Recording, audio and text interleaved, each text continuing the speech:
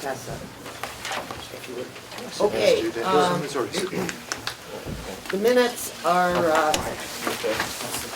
not ready yet, and so we will pull up a chair.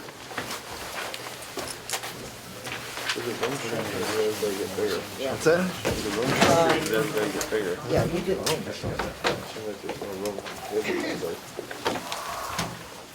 So we can, we'll have to wait on those until our next meeting.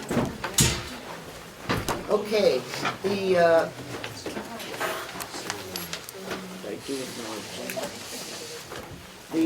the first item that I wanted to talk about this morning was cans. And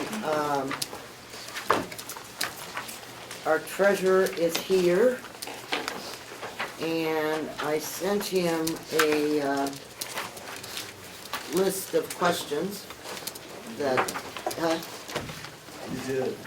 pardon? You did. I'm sorry, I didn't look at my email over the weekend, so. Okay, But I'll answer whatever questions you have, I'm sure. all right, well, I knew you could, if I can find my questions, okay? Okay. Okay, Chip, we had talked at our last meeting about the fact that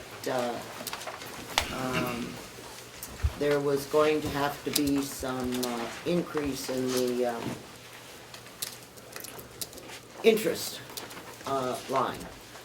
And what I guess that I wanted to know, and I think everyone else that's here wanted to be aware of, was where do we stand? How much have we borrowed so far? What's our interest rate? How much income are we getting on a monthly basis from other sources within the county, so that we know what we're looking at in relationship to TANs? Thanks for having me. Oh, it's our pleasure. If I can The interest rate was increased this year over last year from 1.5% on the TAN loan of 2014 to 2.3%.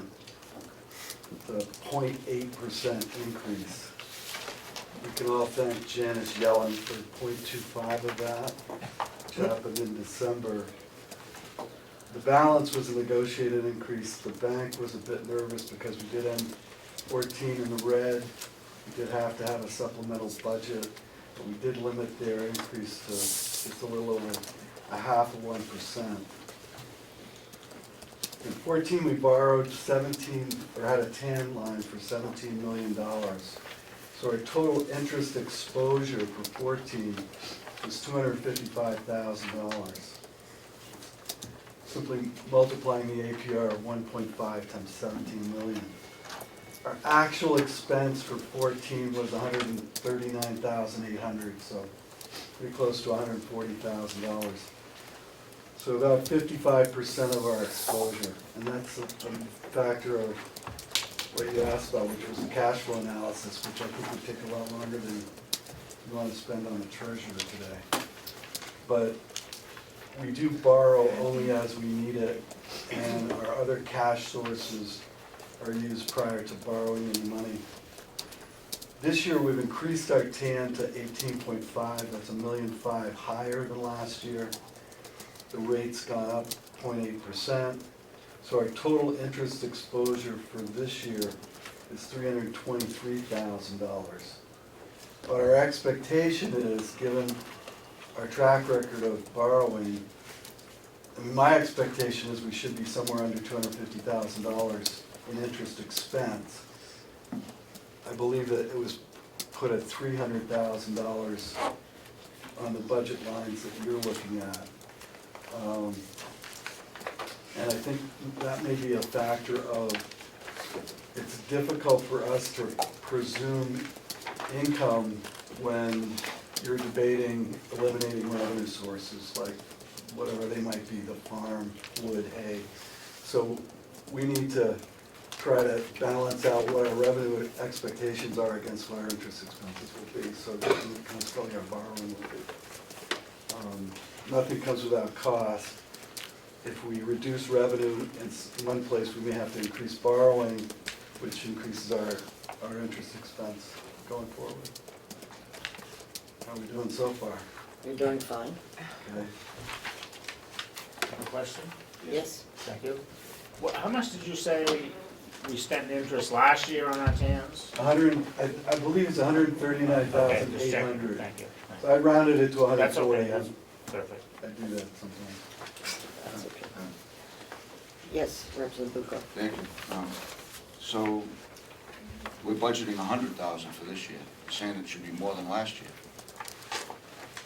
Yeah, I thought it had changed, I'm sorry. I suggested adding 200,000 to that. Yeah, I mean, Treasurer is much to more be honest, I sensitive. honestly believe our interest expense is gonna come in under 250, but I don't know how much under 250. It's just math at that point. We limited our borrowing, we didn't start getting TAN borrowing until we were well into February. And I believe we're under $2 million now. 2 million at this point. Yes, I'm sorry. I have a cold, so That's all right. bear with me. I will. Go ahead, Representative Butler. Thank you. And the increase from 17 to 18.5 is simply because the budget is increasing, or why the additional? Historically and probably rationally, we set our TAN at the amount of taxation that we're gonna charge the residents. So the amount raised by taxes has gone from 17 million to 18,500,000. If through your budgeting, you reduce that amount, it only means that we will have that amount of our available cash reduced as well. Because we can only borrow as much as we tax. That's the way it works. You just pass it along without taking it? We did, when Chip was in to get the TAN's approval amount, we did in fact, based on the budget that the commissioners had submitted, and that we approved a TAN's amount up to whatever it was. 18,500. 18.5. Right. But I think that he just explained that his TANs is limited to whatever the final dollar figure of taxes to be raised. And to add to that just a little bit, we didn't borrow all of our available TAN borrowing in 2014. And we haven't, You mean 15? 50, I'm sorry, 50. And we haven't historically gone to the limit, and I doubt very much that we will this year, but it's just prudent to run the numbers the way they are. Okay. Are there any other questions? Yes, Representative McCarthy. Thank you, Madam Chair. Mr. Albee, I know we went over this before, and you've already given me an answer, but for the record, is it not true that upwards of $1 million in 2015 TAN was spent on 2014 deficit? Yeah, I believe that's correct. It is I don't know if it's exactly $1 million, but I know that there was some money spent. Oh, yes, go ahead. Follow up. Is it also not true that according to RSA 33.7, the Municipal Finance Act, that TANs can only be used beginning the first day of the financial year to support the budget? And to use it for a previous year is in violation of law? I don't know, so you have to review the RSA, Representative, I can't answer you right off the top of my head. My position is, however, as I stated in my treasurer's report, that I'm obligated by my oath of office to satisfy our debt requirements. And I'm gonna do that to the best of my ability. I regret that in the past, there hasn't been discussions about how we're gonna do that, but we did end that year in a deficit and needed the cash to satisfy our debt requirements. The treasurer's only job is to maintain the full credit of the county. So it's, once again, I wasn't the person that was involved in that situation, but I'll certainly review the RSA. Yes, go ahead. One additional follow-up, thank you, Madam Chair.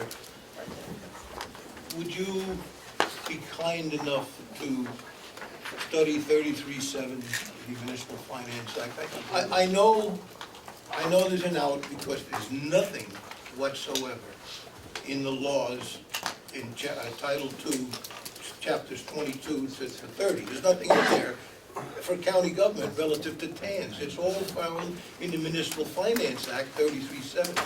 I would just ask that you look at 33-7, read it, and see if you don't agree with me that to use it the way it was used was a violation of the law and shouldn't be done again. I'll certainly look at it, yeah, I'll study it. Are there any further questions? Just- So, go ahead. I don't know how many of you read my treasurer's report, but I heard some mention that we somehow have come up with $2 million in undesignated fund balance. That's not the case. If you read the treasurer's report, you'll see that we have about $1.3 million in undesignated fund balance, which was more than I thought it would be, maybe less than Representative McConkey was thinking it would be, but it's still less than 5% of our operating budget. So, as I stated in my report, my position is that I think we should continue to accumulate undesignated funds until we have a good issue.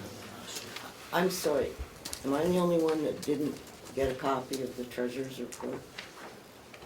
Or was it turned into the commissioners and not forwarded to any of the delegation?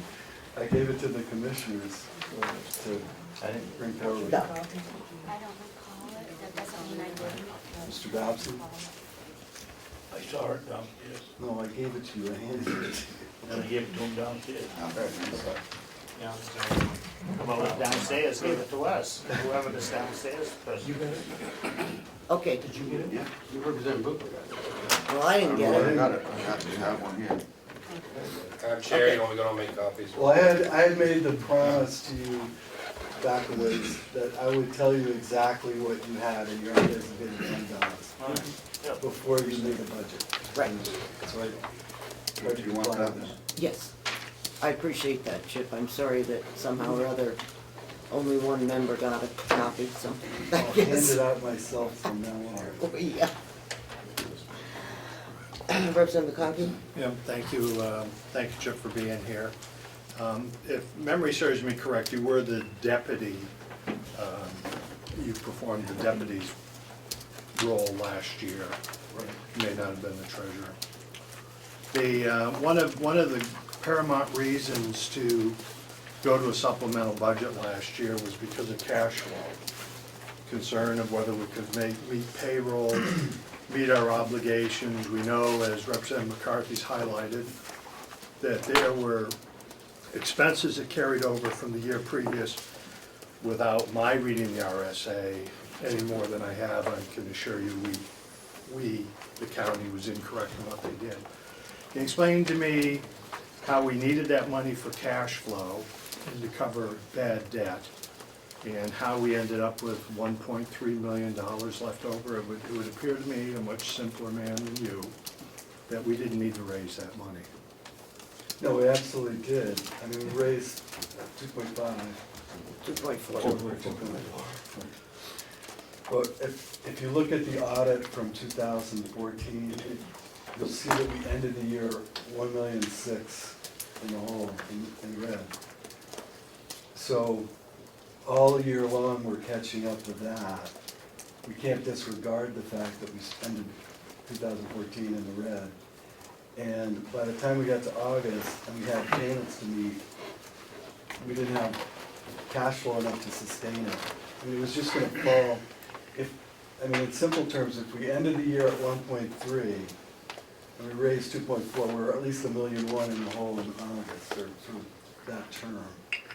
So, and it wasn't just the supplemental budget that let us end the year with a surplus balance. It was also the actions of you folks and the commissioners in driving costs down and moderating expenses as well as happened. I mean, unspent budgets amounted to a certain segment of that 1.3. Representative Cordell? Thank you, Madam Chair. Am I not also correct, though, and maybe this is a question for the financial manager also, part of that 2.4 supplemental budget was $1 million for deficit reduction, and that $1 million has not been spent, and has in fact been encumbered from 2015 into 2016. It's been included in the unspent fund balance, undesignated fund balance, that's right. So when you settle the budget out, there was $1 million sitting there on that line that hadn't been spent. So obviously it goes forward into the fund So balance. could we get a definitive statement as to whether it's been encumbered in a separate encumbrance account, or it's part of the undesignated fund balance? Treasurer is correct, part of the undesignated fund balance was not encumbered. So you can encumber, you can take $1 million of that and put it back there if it's your election to do so. But at the end of the year, when we close the books, you have to do something with the $1 million. Yes, I think we're all aware of that. Yeah. But it's, a week ago, I was told that $1 million had been encumbered, which is different than it being put in the undesignated fund balance. I can't apologize for something I didn't say. Representative Butler? Thank you, Madam Chair. This 2.3% for the money that we're borrowing, is that a fixed interest for this year? Is there a possibility that that might improve? No, that's a negotiated rate for this year. Thank you. Representative Lee? Did you look at more than one bank for that tan line? I did, and it's complicated because we did end the year in the red. Secondly, there was an awful lot of noise all through the year about different financial complications. We're talking about 15. 15, We ended 14 in the red. right. So I found a lot of resistance from other bankers to beat the rate that we secured. And I wasn't able to find a bank willing to do a line of credit loan, which is what saves us so much money in interest costs.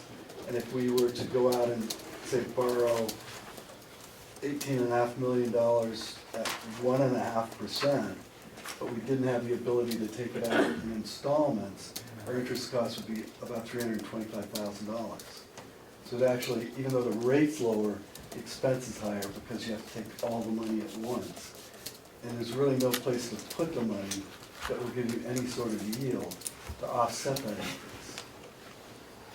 Oh, you mean the -2% we're receiving on money in the bank? Yeah, some banks are charging their people money there. It's fascinating. Okay, so. So we will, just to finish that, we will in the future continue to look at other banks and other sources, and also try to drive the rate down at the bank that we currently use, and that's our job going forward. Representative McCarthy? Thank you, Madam Chair. Did the bank, Mr. Albee, when you talked to the people at the bank, did they give you a specific reason or any reason at all, allude to a reason why the interest went up 0.8 of a point? Well, as I said, it went up 0.8%. 0.2% or 0.25% was based upon the Fed increase. So it's actually a half of 1% that the bank boosted it. And it's solely a matter of discussions that have happened in this room, reports in the newspaper, whether they're valid or not, but I remember one where some talk about deferring our long-term debt payments, and that scares the hell out of banks. But I suppose we're paying 0.5% for a certain number of sleepless nights. It could have been worse, I think. Follow-up, Madam Chair? Yes, go ahead. Thank you. I'm just supposing, and I agree with what you just said, that the bank got a little scared because of what happened last year with the supplemental budget, the threats of bankruptcy and all the rest of it. Wasn't that, at least in part, caused by the lack of funds in the TAN that were available for 2015 that were used for 2014 instead?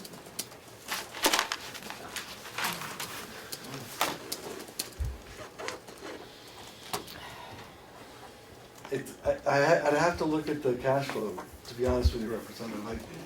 I can't say yes or no to how that would work. I mean, obviously, any sort of activity that 1 year ending in the red and another year using up money to pay the previous year's bills, and all of those actions are going to affect the way the bank looks at us. I think they're more affected by the fact that we ended a year in the red. And historically, Carroll County has been a very fiscally sound county, and I think that probably made them as nervous as anything. Representative Cordelli? Thank you, Madam Chair. I just wondered if you wanted to have a discussion about 2015 end-of-year numbers and the quote-unquote surplus and how that relates to what's in the undesignated fund balance at this time, or? No. But No. Until such time as we, the treasurer has told us that as of 31 December, there was 1.3 million in the fund balance. How it got there, I'm happy that we're not in a negative situation. Although, once we get the audit done for 15, who knows what in fact will be there. Yeah, I think you'll have a lot more options in 16 than you do this year.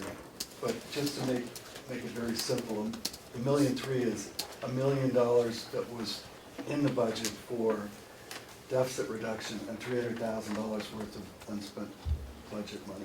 Basically, that's how we arrived at that. Thank you. Lena, or I'm sorry, Representative Lena? No. Could you tell us how much we borrowed on the TAN line this year, or what the total last numbers were for the year? I believe we're right at $2 million. On the $2 million credit left on the TAN line? No, no. Last year, excuse me, 15, what the total was This for the year, year?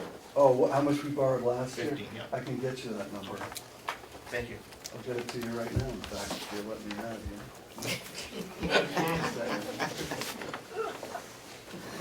Okay, but it was under what we had authorized. I believe it was, yeah. Okay. Mark, would you like to make a motion?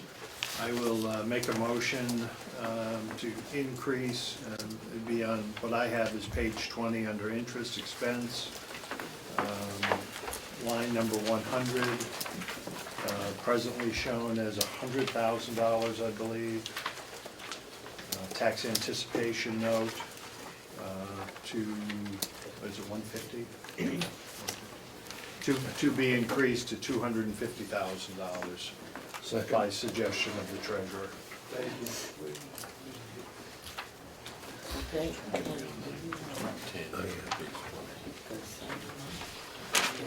We have a motion to increase line number 100.9100.100 from 100,000 to 250,000. And I have a second. Is there any further discussion? Seeing none, can we do a hand vote? Okay, all those in favor? Opposed? Looked unanimous. Thank you. Thanks, Chip, for for coming in. Yes. Nope, he's already going to get Yeah. that. He'll be back.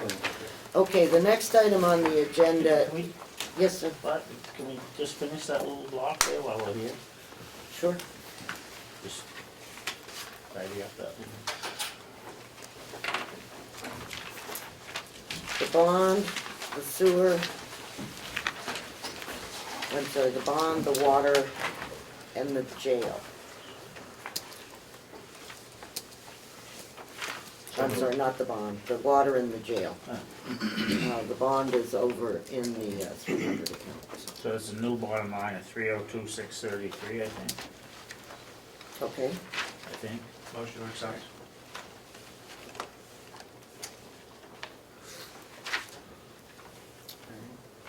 all those in favor?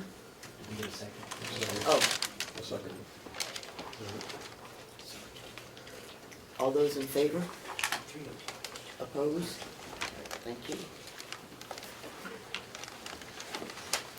Okay, now back to health insurance.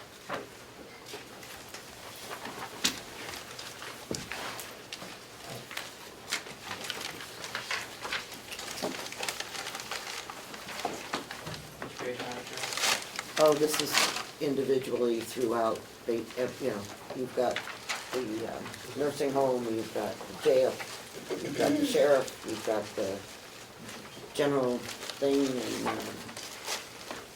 and our discussion at the last meeting was dealing with trying to figure out what was needed in the health insurance line.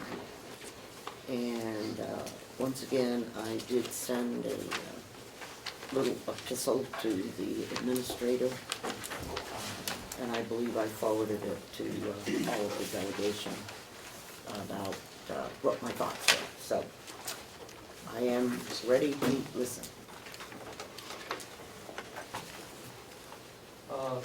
My position on health insurance hasn't changed a lot, because as I illustrated earlier, there are three separate groups that I've divided health insurance into. We've already reduced the nursing home by $100,000. At the suggestion of the subcommittee, the other two groups, the 4,100 and 6,100, we reduced by $35,000. Those reductions remain in my comfort zone, because medical insurance is one of the most volatile areas of the budget. Sorry, we know what we have. We know what we spent the last 6 months of 2015, right? And how much was that? How much did we spend in the last 6 months of 2015 on health insurance? I don't have that number. That was one of the questions that I asked. I apologize, I don't have that number. And what we spent in 2015 is what we spent in 2015. You're exactly right, but the first 6 months of 2016 is at the same rate as we spent the last 6 months of 2015. It is at the same rate in terms of a per plan cost, but it is not the same in terms of actual usage of who's on the plan. I certainly understand that there is a lot of volatility, and that volatility has existed for eons. It hasn't changed. That same churn goes on and on and on in every single health insurance, every single organization that offers health insurance. All I asked was, what did we spend the second half of 2016, or 15, so that we would have a clue, just a minor clue, as to how much we might spend in the first 6 months of 2016. That was my question, I understand that. and that was the question that I sent, I believe, last Wednesday or Thursday. And my answer remains the same. Okay, That's I don't not like- included in how I computed. I certainly understand that, but that wasn't my question. I didn't care how you computed it. So, let's go on to electricity.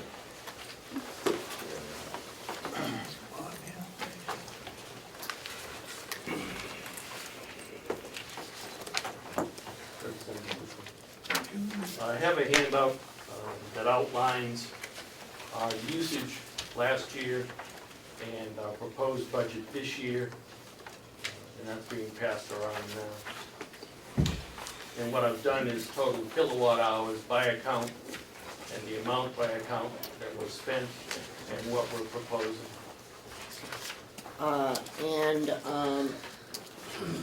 Does that include the, I think we've seen this. Have we seen something similar to this? This is brand new. Okay.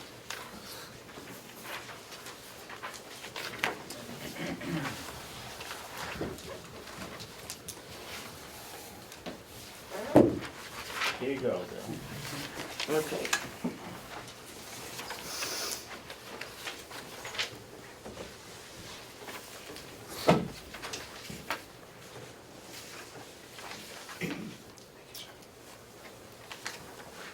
Okay. Has everybody got a copy yet?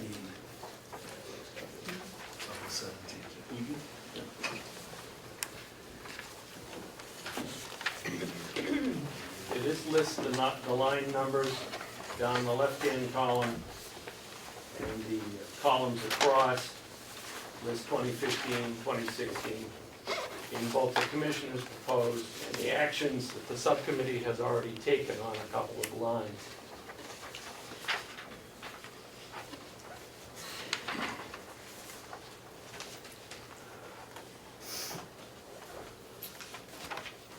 Okay, so if I'm looking at this,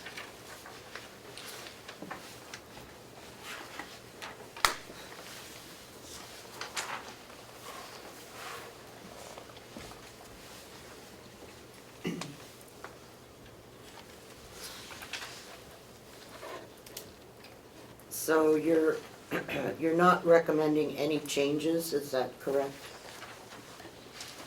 What this illustrates is what we currently have budgeted and what you've acted on. If you are uncomfortable with any of those numbers, certainly you could adjust them. Okay, Some so, of them have already been before subcommittees and have been adjusted. But I think the question was to put this in a format that you could easily understand and rather than having it spread out through the budget.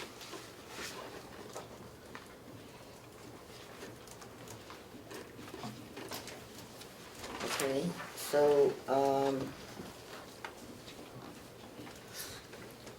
so the 15% that Bob came up with is,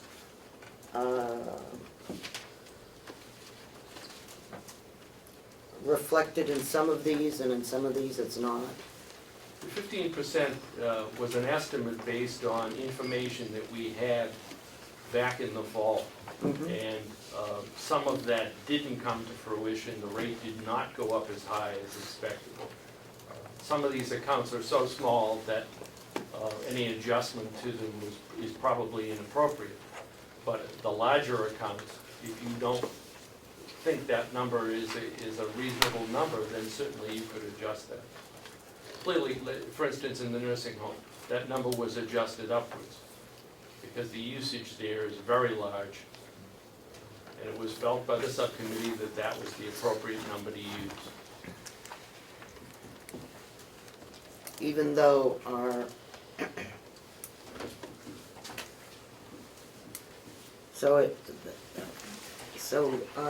Bill, would you tell us why you thought we needed to go from 188 to 215?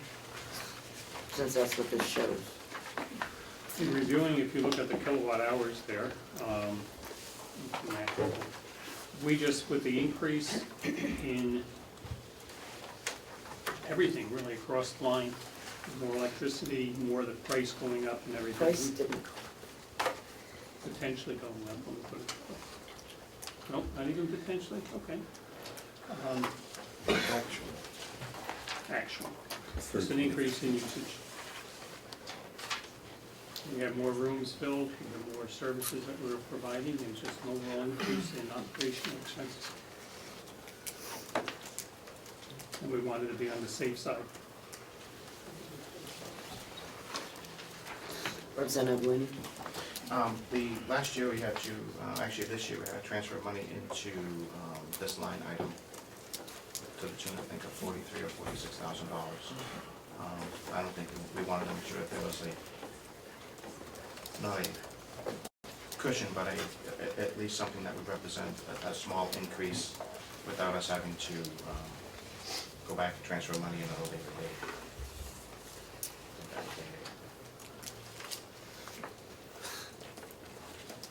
Okay, so what you're telling me that it's okay for the nursing home to have some slop? Right? If I could, Madam Chair? That's, You go ahead. that's what he said, right? No. We can have No. some slop in the nursing home. If we transferred a significant amount of money into that line last year to an actual total of 227,361, it was our feeling that 188,600 was too low.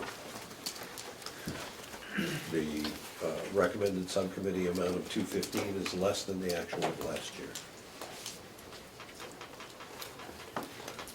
Nice of you, thank you. How come I can't? Okay, how come I can't find that?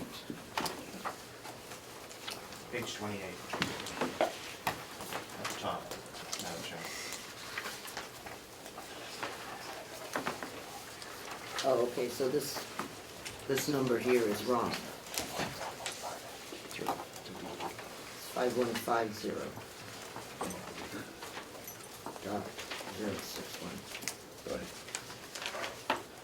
Okay, so could I have a motion from someone to increase the, Question first, Madam Chair. yeah. Oh, I'm sorry. Thank you, Madam Chair. As I'm looking at the chart, basically across the board, it looks like our kilowatt hours are basically flat from the prior year. That's my assumption, that there'll be, I could make up a new kilowatt hour number, but what we used last year is probably in the range of what we're gonna use next year. Well, I would agree unless something has significantly changed, but it then begs my question, now being almost on April 1st, is the 15% increase valid or is it not valid? And if it's not valid, if it's more in the line of 8 or 9%, then we ought to adjust it. If your usage doesn't change, then the only other factor in that equation is your cost. Now, we should have, at this point, have a fairly good idea of cost. So that's my question before we adjust the lines. There is an adjustment in that particular line because we got a very late bill from 2014 that had to be paid in 2015, well into the year, so that number is slightly higher. So the 215,000 that's suggested is appropriate for that line. Let me rephrase my question. Let's go across the entire campus. Is a 15% increase in electric rates reasonable or not reasonable? I mean, we have actual bills now to look at. That's my question. If 15% is too high, then what is reality, if you will? If I might, okay, the electric rate for the power did not increase. Okay, it's the same in 16 as it was in 15.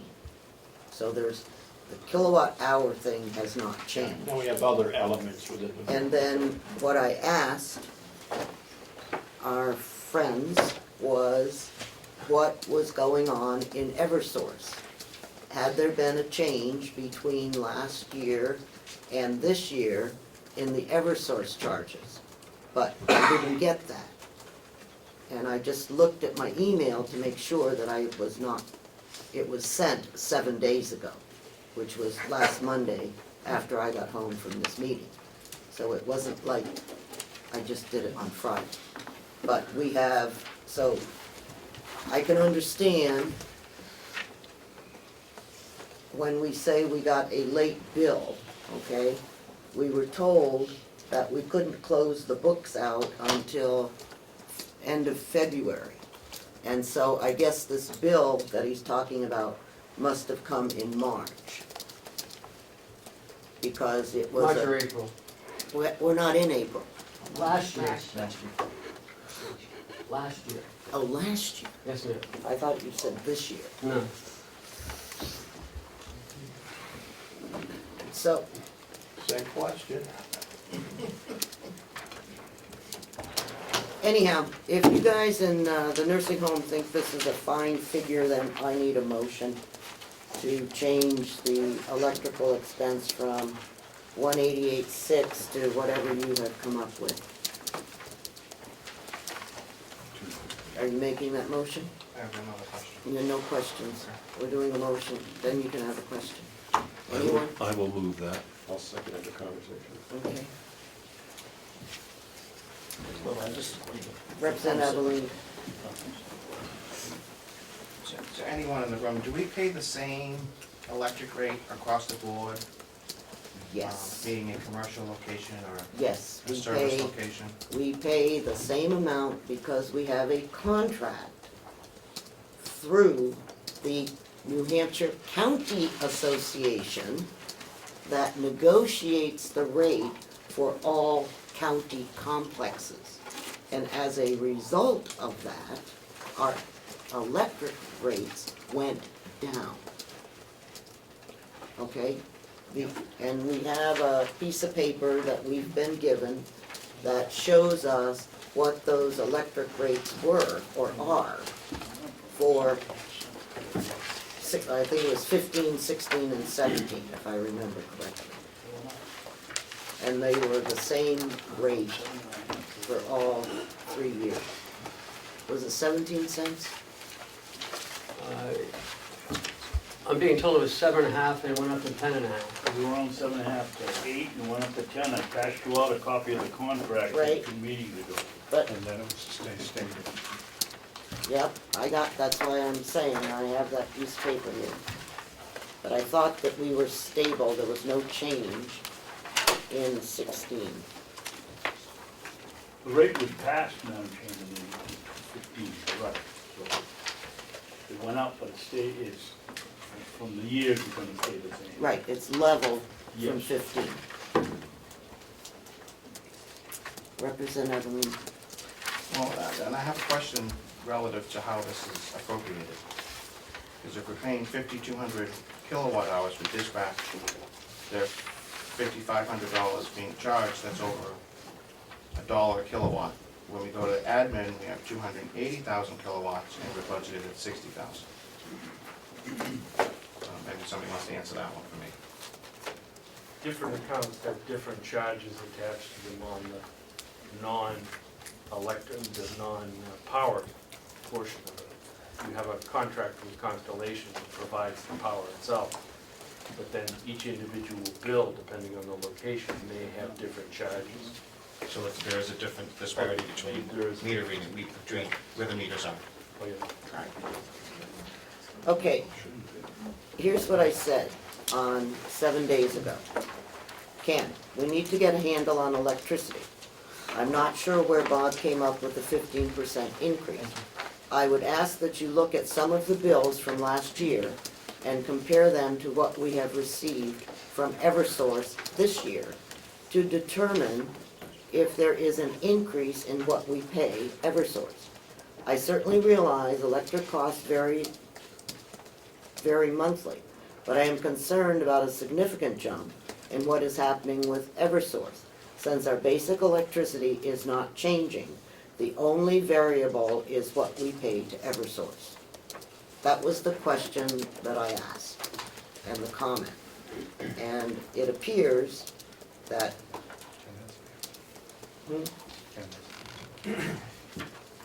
yes, Ken, sorry. So, I think this all goes back to the 2015 budgeting. The nursing home was budgeted at $188,000, or $185,000, sorry. We transferred $42,800 into that because we had $227,000 in costs. $13,000 of that was for a 2014 bill that arrived at the end of March or in April. So the budgeting was incorrect there, and we also had to transfer money to the annex as well. You know, because that wasn't budgeted appropriately as well. So I think that's where all these big shifts are coming from, because it wasn't budgeted correctly in 2015.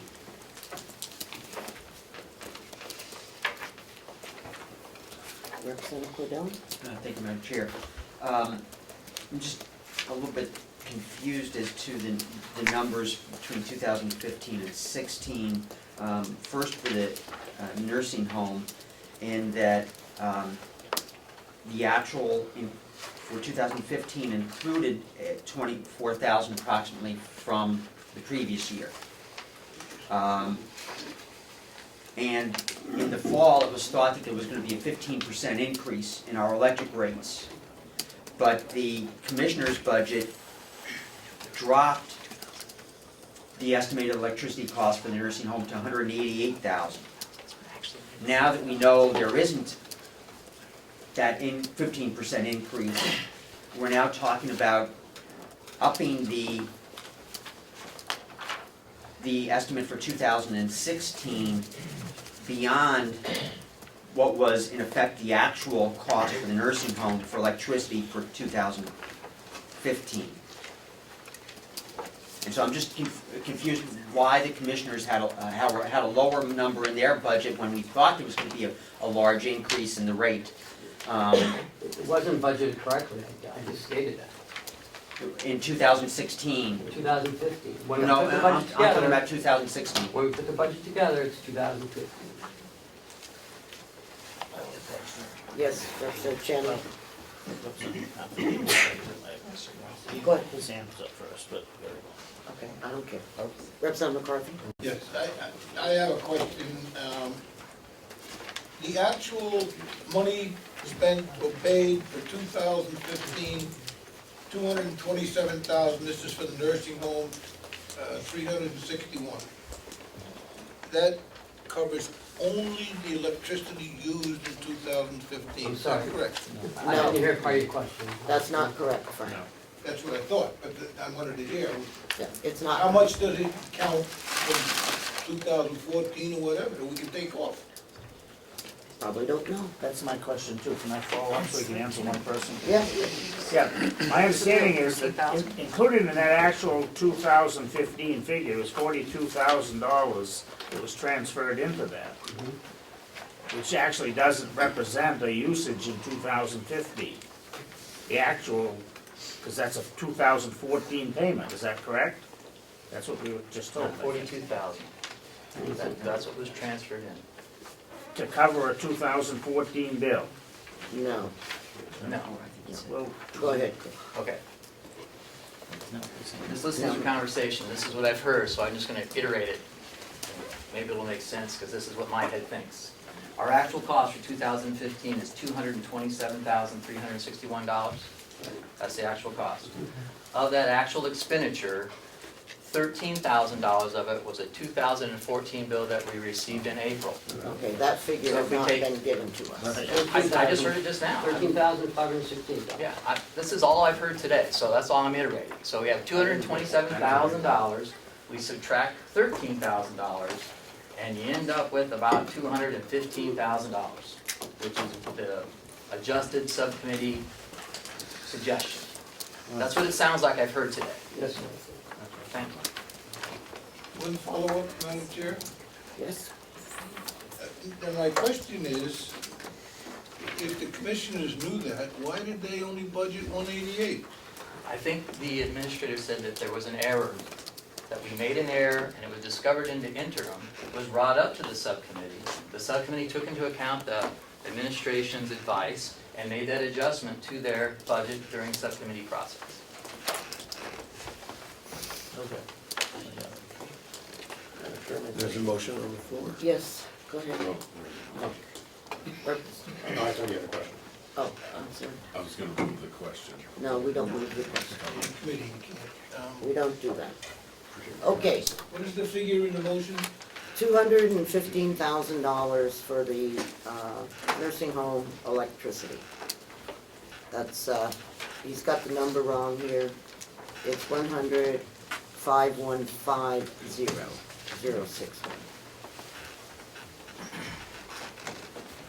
Okay. All those in favor of increasing the nursing home electrical costs to $215,000, please raise your hand. Okay, opposed? All right.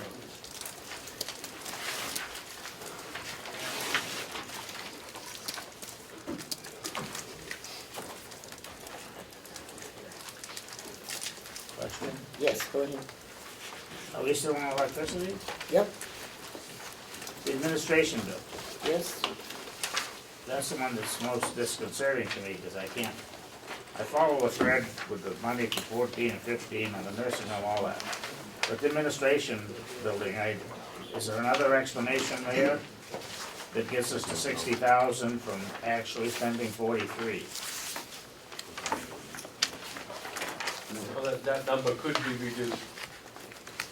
So, are we, and I guess which gets back to the other question of this 15%, should we, I just need to have someone tell me, I don't really care whether it's 15, 20, 30, well, I care, but I just need to know, should we be recommending a 15% increase in electric rates? No. Or not?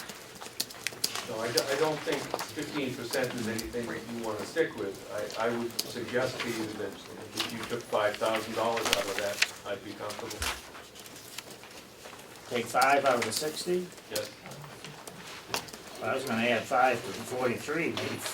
I mean, we only spent 43 last year. Is there any other, is there something happening that would justify even going to 55? That's my concern. I'm willing to listen.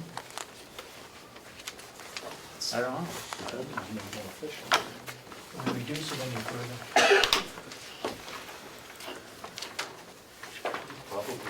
A little bit, but not a lot. How much? Representative Chandler, do you have a motion that you would like to make? 5%. I'd go to 50. Because we budgeted last year 51. Make it 50 then, I guess, if you want. There should be some more than 20. I think 50,000, I guess. You have a live motion. Yes. 100-4170.065. And we have a motion by Representative Chandler, seconded by Representative Parker, to reduce that line by $10,000 to 50,000.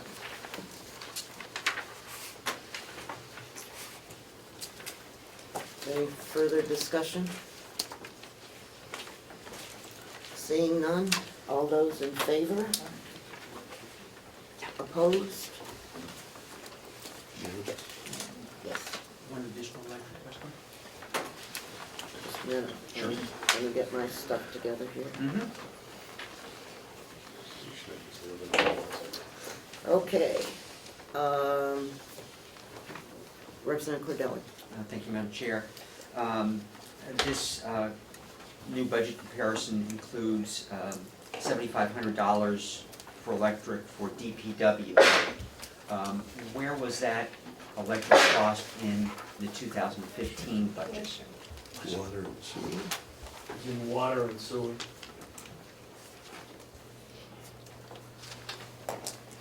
And do you know what the actual for those two departments was? 74. You both line, I guess. The third line down and the fifth line down. 67 and 7.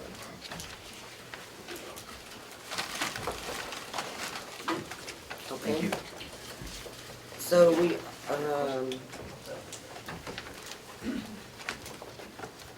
okay, so the other things we're not going to change. Well, Is that correct, or? I certainly think the jail represents a 15% increase if we decided we don't need that, but I don't.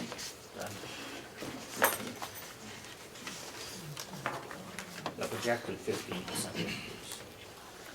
If that's not the number we're going with, that can be used. What do you want to reduce it I to? don't know, if you give it 5%, you're down 115. That's what I was. All right. Is that a motion? Sure. Okay. Second that. To reduce the jail 100-6100.061. Reduce to 115,000. Do I have a second? Represented Wright. Okay. Any further discussion? All in favor? Opposed? Unanimous. Okay, so dispatch and water, or whatever, DPW will remain the same.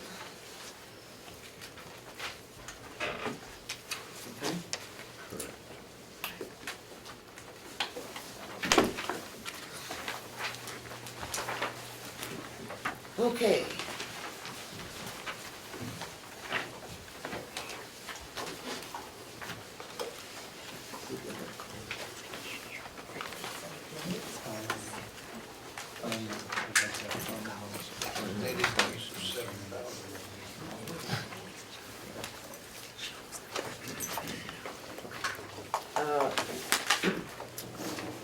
Representative McConkey had asked that we do the farm, or the DPW first on the agenda when we started into review of the budget. And so I will ask him to begin. Thank you, Madam Chair. And for those of you that have been with us for a number of weeks and that DPW is on page 14, I believe. I'd like to speak briefly about one of the parts of DPW, which is the farm. And we have a presentation, and I'd like to come back with a motion after that. We discussed production at the farm over the course of the last 3 years. I'll be brief, some of this has been talked about previously. We've heard from a lot of good people in our towns, a lot of people wanting to be part of the Save the Farm committee that the commissioners are convening. And a lot of people over the course of the last weeks have been drawing their conclusions and their suggestions off of some information that was distributed to them by a group of people and by finance numbers that were provided by the commissioners over a number of years. I'll highlight the 3 major components of farm production. Baled hay sales. I received something, I think this morning or yesterday, that told me how the farm is producing 10,000 bales. If I go from production of its high in 2013, which were the 3 years that I used, the production at its peak was at 8,472 bales.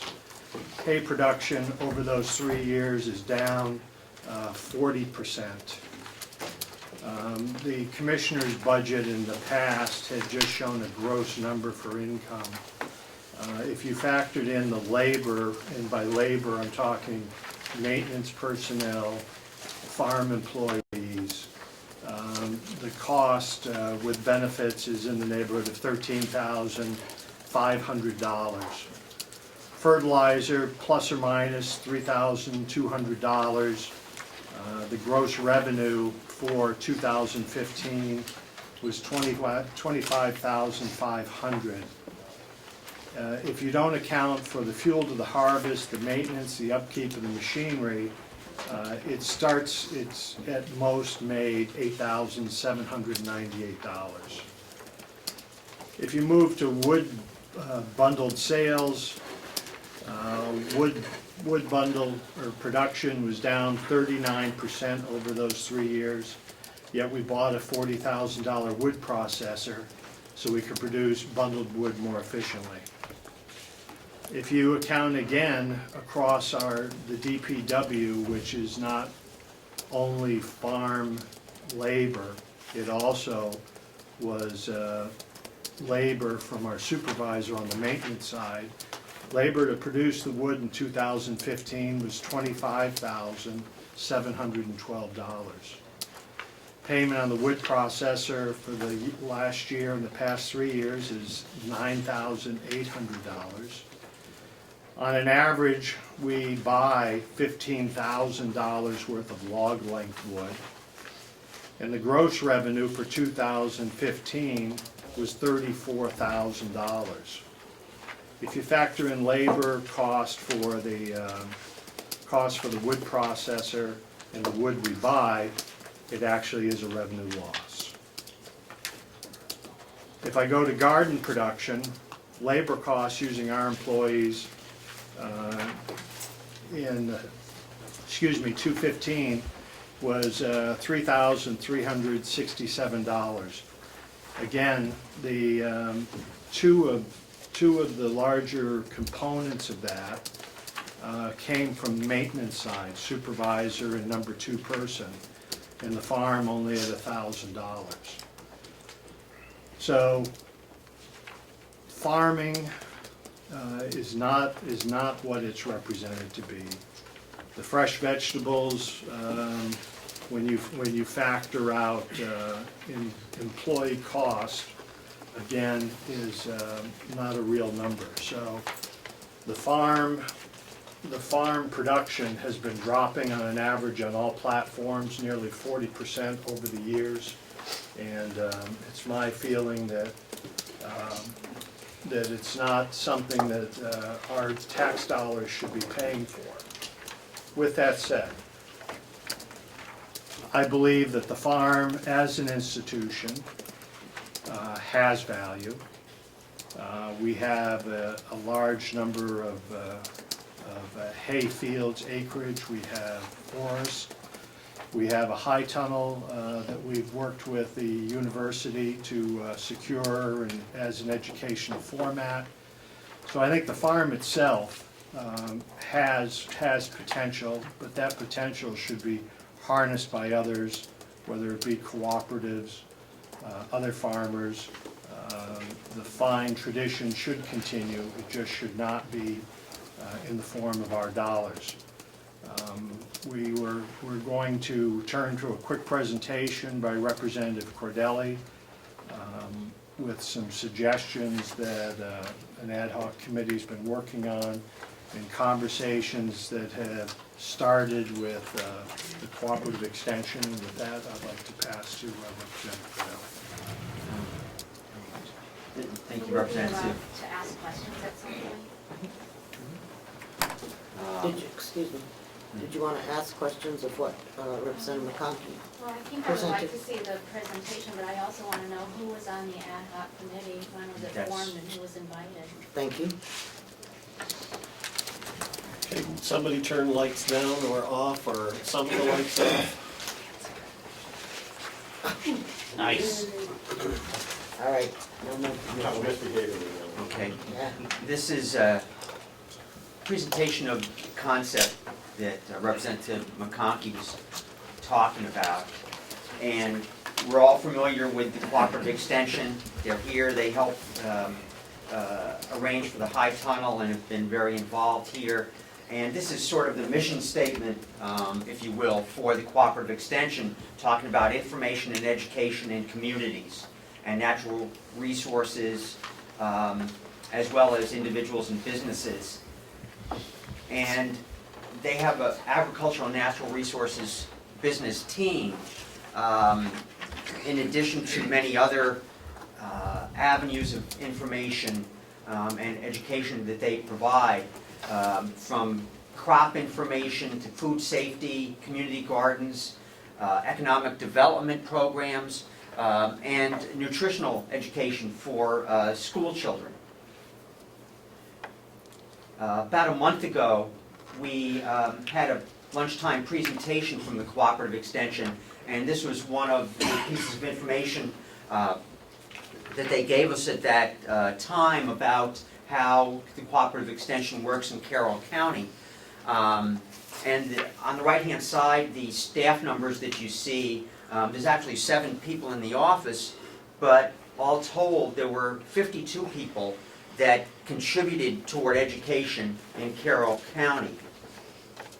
And really that presentation started some of us thinking about the cooperative extension and how they could further their mission here in Carroll County.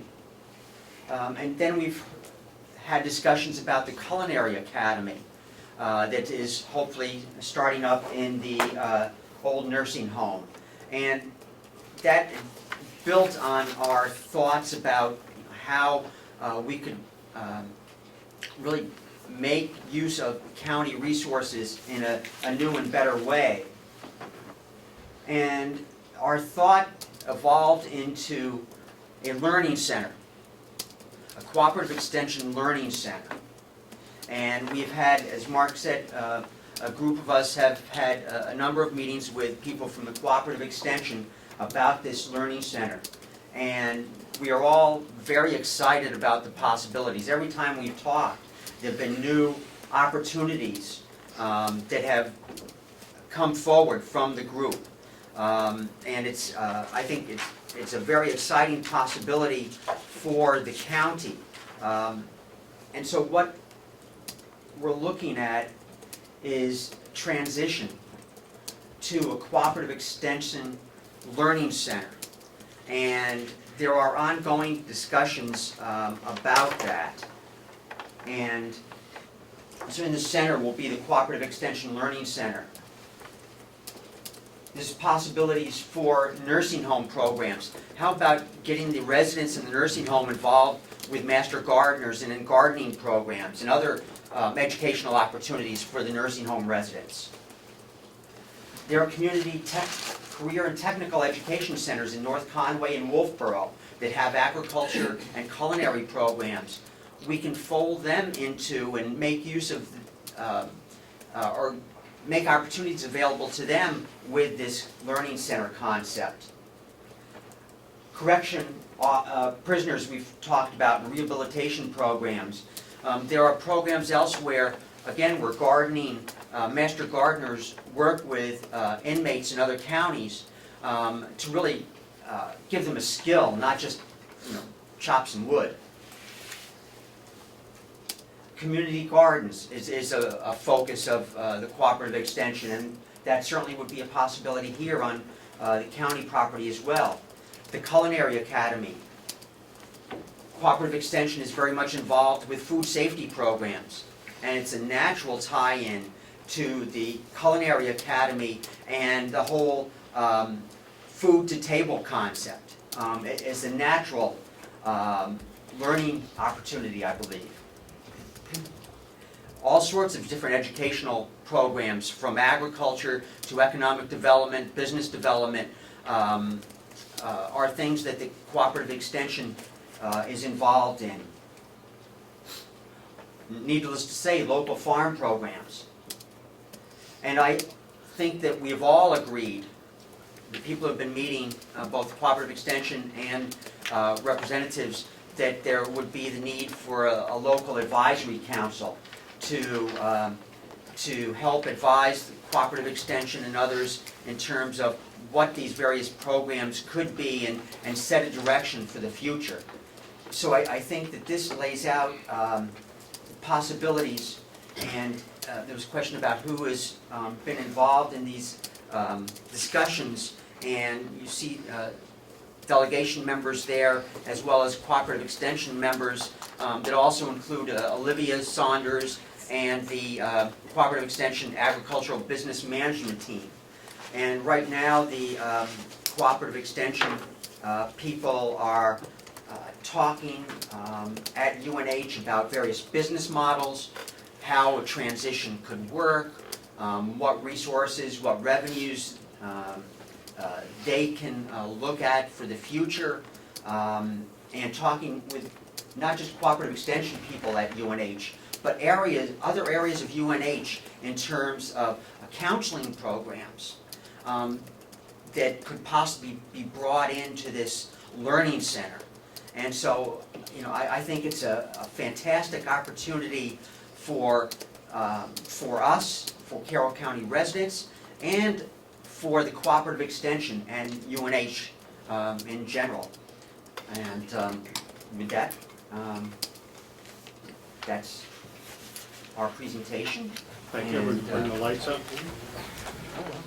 And if I could thank the representative for pulling that together. I'd just like to offer a couple more statements here. I have prepared a package here for the file that addresses the 11 points that were brought out by the good people for Save the Farm and shows some irregularities in that. I'd also like to tell those that are here that the delegation has no plan before it, no discussion on selling any of our acreage, whether it be surplus, whether it be hay fields, or whether it be woodlots. It's my feeling, and I think others, it's time for the farm to evolve from a government subsidy to a resource the local farming community can avail themselves of. This transition should be the mission of the cooperative extension, the soil conservation, which is another group that we subsidize and provides good services. And Mr. Riley was here previously talking about the Farm Bureau and other concerns. So I just wanted to demonstrate our feeling on that. And Madam Chairman, if you would like, I would move into the budget discussion on DPW.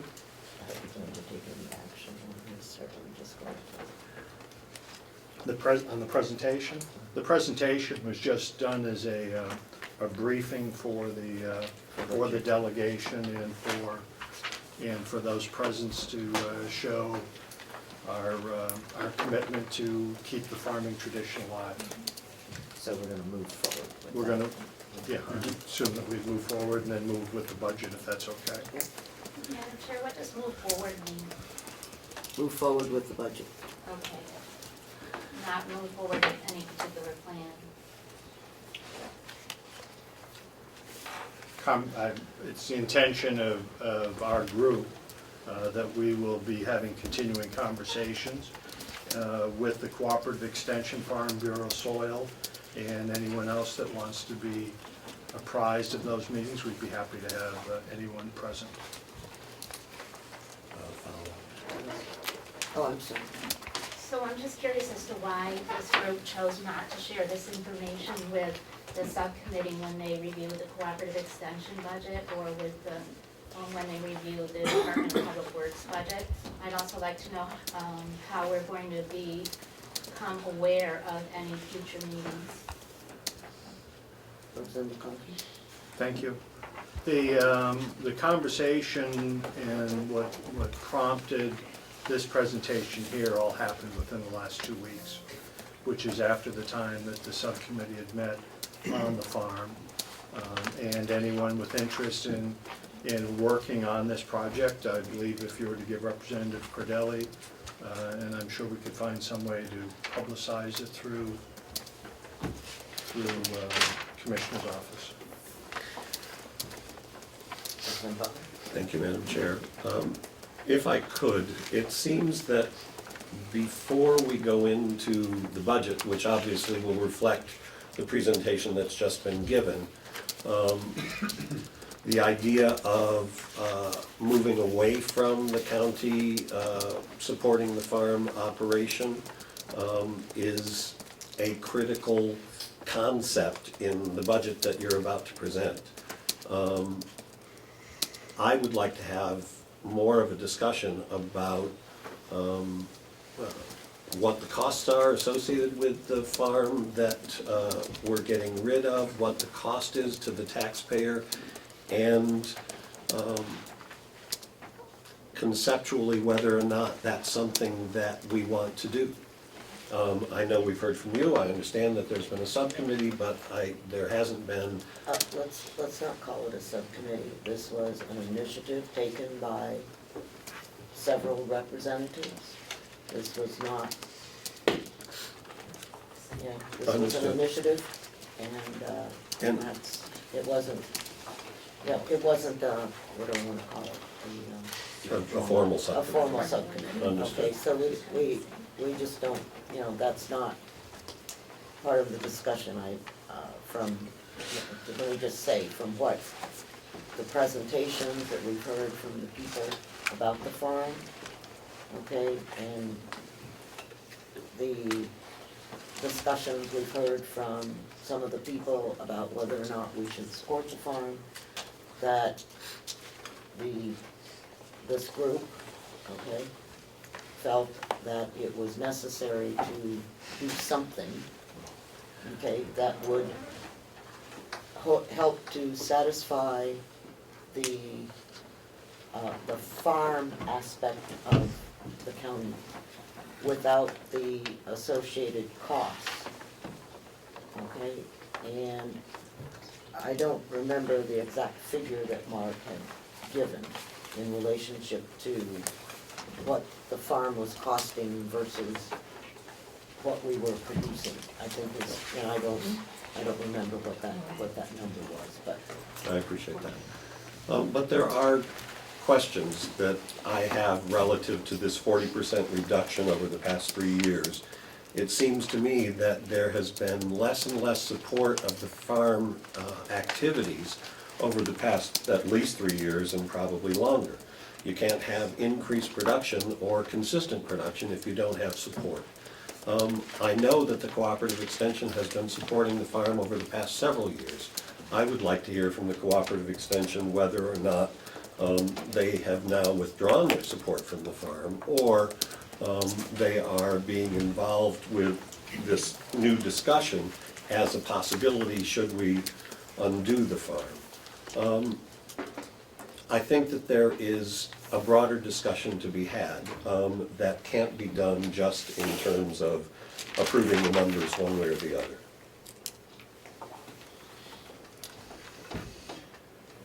Commissioner? Thank you, Madam Chairman. Madam Chairman, I understood Representative Cordelli to say this group had met several times with the Cooperative Extension. When were those other times, Representative? There have been two meetings with members of the Cooperative Extension and 1 or 2 phone calls with the director. Thank you. Representative Crawford? Thank you, Madam Chair. With that presentation, there were no dollar amounts associated with it. I'm curious, are we basically looking at increasing the Cooperative Extension's budget for those people to be working on this advisory or to be working on reducing our production with the farm, or any of the things that you talked about as far as a community working together? Because if we're gonna be eliminating things from the farm, where's the difference monetarily? Representative Conkey? Thank you. Probably best to get into the DPW budget.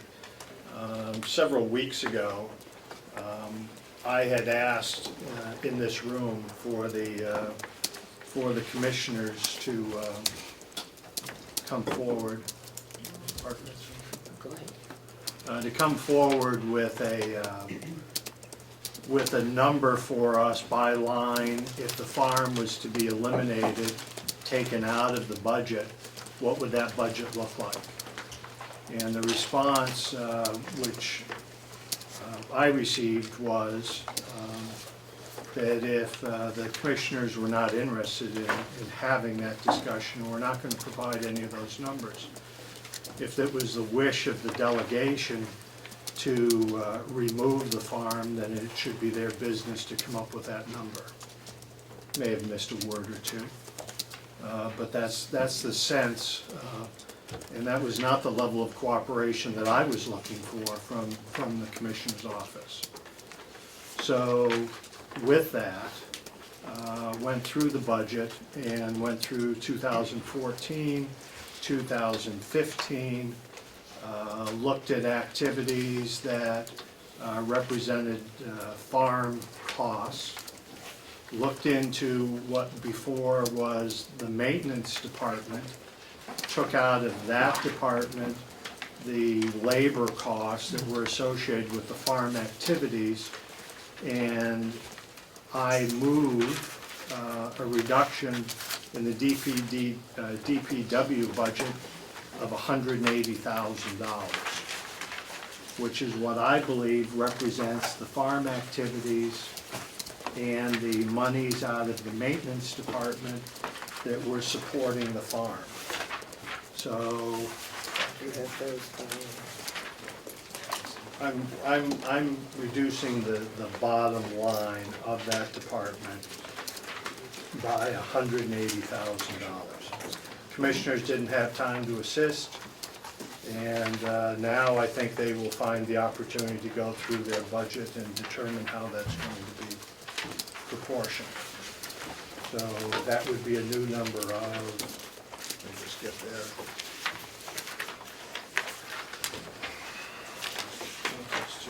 I'm sorry, what is it? 162,389. 162,389 would be the, would be my motion for the bottom line of the DPW budget. Second for discussion. What page is that on, please? 15.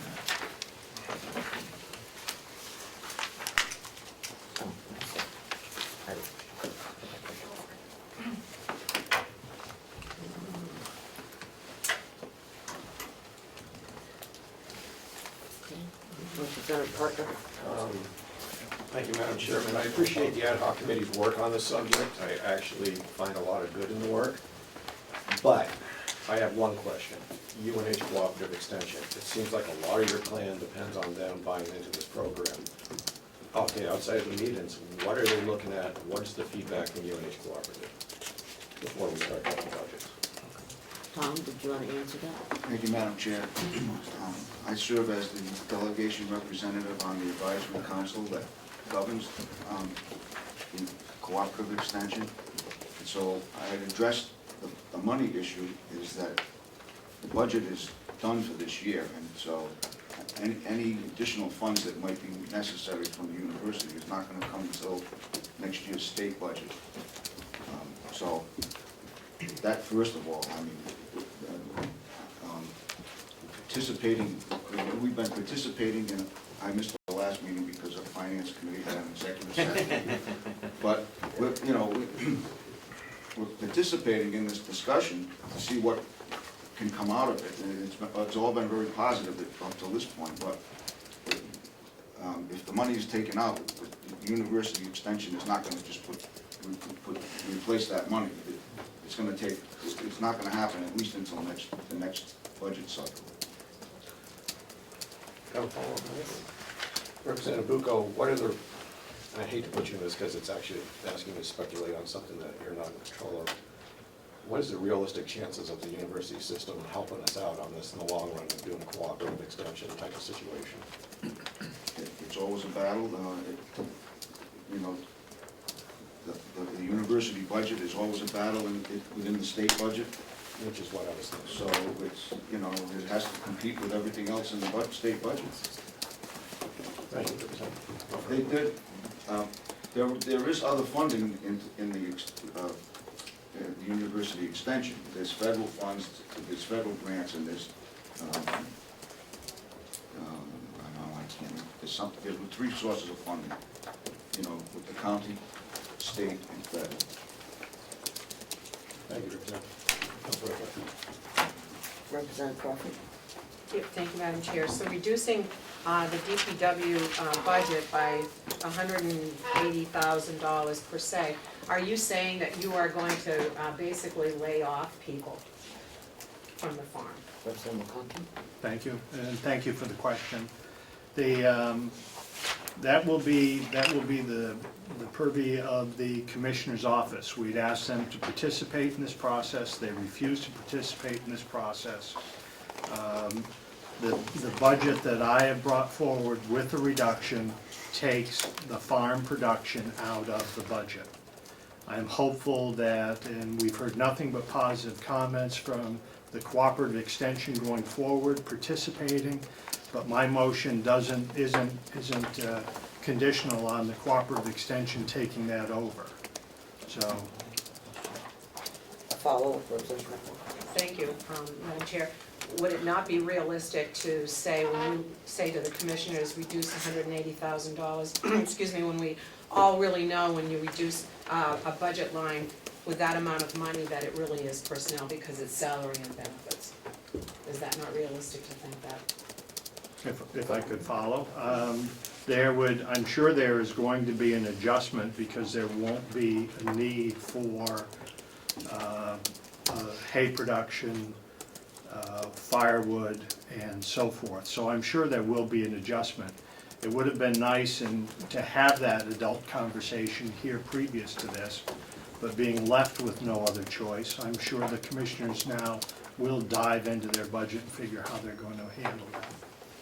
Representative Chandler? Could I ask Representative Cordelli, or Yes. someone on that little group? Yep. It isn't, my understanding is, and this is the first time I've seen this, it isn't the expectation of your group that the cooperative extension is just gonna step in and continue services as usual at the farm and operate it the way it has been operated. It's a whole new ballgame, right? Or different ideas and things that, in a lot of cases, don't require money. I, if I could, Please. I think your statement is correct, and it's a new ballgame. And cooperative extension, last week we met with the director and assistant director of the cooperative extension, and I believe, it's my opinion, that they are very excited about the possibilities. They're looking at different business models. They're looking at potential revenue that could be realized, and how this all might work together in terms of a business plan for them. But there would be a transition period, definitely. And that's what we're focused on right now, what that transition looks like. Representative Tyser? Thank you, Madam Chair. So usually during the budget process, the subcommittees go through the department budgets line item by line item and come up with a recommendation.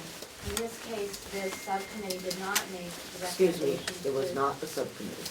The Oh, the DPW DPW subcommittee subcommittee, did okay, not thank make you. a recommendation for this motion. And I don't understand how we can make a motion for the bottom line, given the new law that we have that says the commissioners cannot change items in those bottom lines. They can't move things around. So I don't understand without that discussion, without looking at those line items, how we can just change that bottom line and expect them to manage it. If I could? Sure. I thank the representative for her comments, and motion is on the floor, and I'm willing to go forward with a vote on that motion. I think also, if I heard correctly, and I think I did, that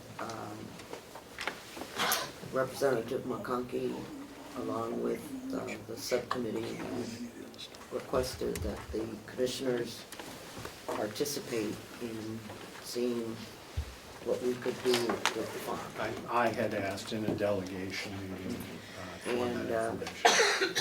And they didn't choose to, I mean, that's their choice. And so, could we in fact,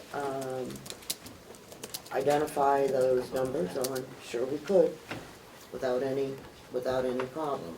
And if you would like us to take a 30-minute recess to do that, I'm sure that Representative McConkey and whoever else wants to participate can give us the figures in each one of those accounts. If that's what the chair would like, we could work for that goal. Representative Wright? Oh, I'm sorry, Representative Butler was first. Thank you, Madam Chair. A couple of things. One is that this new program that is suggested, that the group has been working on, several of the pieces sound interesting and positive, and also something that could indeed be done with the farm as it exists now, but there has been little to no support from the delegation, and therefore from the county structure in order to expand into areas like this, some of which might not cost money and some of which could be very beneficial, I think. And since Ms. Fitzgerald is here, is it possible to ask her the extension's perspective on their support for the current farm and their support for the new program? Yeah, I just wanted to get all of our discussion out of the way before I ask Ms. Ann to comment. I think it would be Because- important to have it before we have the budget discussion, before we vote on the budget. Oh, no. Yes, Representative Wright. Thank you, Madam Chairman. I think this is a great idea. I like the work that you've done. I mean, it's really a positive direction. But I think it's a little premature, honestly, to defund, well, basically defund the farm before, I mean, you've only been doing this for 2 weeks. Look, I did this for 2 weeks. It's by far a program. It's by far, it's far from being a program. And in the last month, I have been inundated with emails and letters and phone calls from people I've known most of my life, who I respect, and I simply cannot that quickly defund a program that has so much support in the community. I'm sorry, it doesn't, I'm all for saving money, but not at the expense of my constituents. Representative Bucco? Thank you, Madam Chair. You just throw in the list. Since this is gonna, whatever proposal, this is very preliminary, but whatever proposal is put together is gonna take some kind of time in transition. And what I see here in the 2014 audit is that the farm is actually positive in revenue and positive in their expenses. So, I mean, this is only 1 year. I know that Representative McCarthy looked at over a period of 3 years, but it stands right out because of all the other departments that are in the negative and the farm is in the positive. So that, what my point is that if it's breaking even, and then we can just keep it breaking even while we go through this transition and try to put something else together to some other function for the farm. Representative McConnell? Thank you. Perhaps it would be best just to take a moment here to respond to a few items. The financial officer has already concluded, looking back at years previous, that the revenue numbers, or the revenue that was assigned to the farm was a false entry, in that it was a gross sale, and it didn't take into account labor, costs to produce, and so forth. So I highlighted that in my discussion earlier, in that when you factor that out, and I'm afraid when I look at audits for the last several years, we could go through and find many things that were in error because they weren't means tested going forward. The financial officer has said that practice will no longer continue going forward. Representative Wright talks about all the good people he's heard from, and I've never had so many handwritten notes from nice ladies in my communities as I have over the last few months. I think it would be pertinent for me at this time just to address the information that was given to all those good people in response to what I have found and others have found. There were 11 points that were passed out by the people that I refer to as the Save the Farm. And I'll just highlight the ones that are most important. Supplies county nursing home and jail with fresh local produce. The county taxpayers buy the seed, fertilizer, and our employees provide most of the labor to grow, cultivate, and pick the crop. The farm then sells the produce to the nursing home at a wholesale price. The nursing home has little to say over what product is delivered, nor on the quantities they receive. While I would agree that farm fresh produce is favorable to the nursing homes, in 2014, the farm delivered 1,000 pounds of squash to the nursing home, and after the blight was discovered, the majority of the squash was destroyed, but the taxpayers paid for all that was delivered. I suggest that local farmers work with the nursing home going forward to sell local farm fresh. Again, there was a high revenue that was associated with the produce that year. We bought, cultivated, and so there really was not a revenue stream there. This year, over half of that money of $7,000 was in labor. Supports local agriculture by providing local farms with wholesale products. Surplus is donated to local food pantries.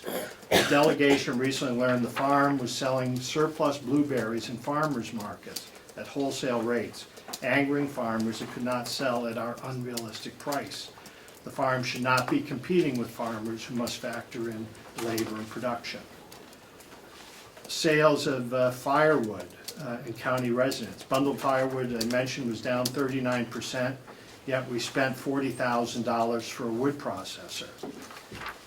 County payroll of that $50,000, over half of that was in labor. If you consider the cost of the wood, the labor to produce, the cost of the wood processor, it makes little to no money. Again, to the point that, you know, the word being told by the commissioners, the word being spread by the group of well-intentioned people, is that we're making all of this money. We're not making all this money. Provides employment for trusted employees, resulting in job training, job satisfaction, so forth. Prior to 2015, the average number of inmates that were released for county maintenance was 2.5 persons per day. In 2015, that doubled, but it's still less than 10% of the incarcerated population. While it has benefits to the county and the inmates, the county must pay for that supervision. The average stay of an inmate is 40 days. Few, if any, will gain outside employment having participated in wood splitting and blueberry picking. Without the farm, inmates can still continue to perform ground maintenance and services, or perhaps they could provide their free labor to our towns and other non-profit organizations and building projects. Provides community education. The County Extension Farm Bureau, 4-H and others will hold educational workshops. The rural character, all of those things. Provides jobs. Current farm staff includes 3 full-time, 1 part-time employees shared by other county services. The farm is just one function of Public Works Department. Water, sewer, care of grounds are functions that still need to be performed. In most years, 9, and here's the one that rings true, the county farm meets or exceeds its revenue objectives. This statement's not true. The business office falsely reported revenue not accounting for labor of all other production costs that private farmers or wood producers must account for. The new financial officer has stated repeatedly that this false revenue accounting will not be employed going forward.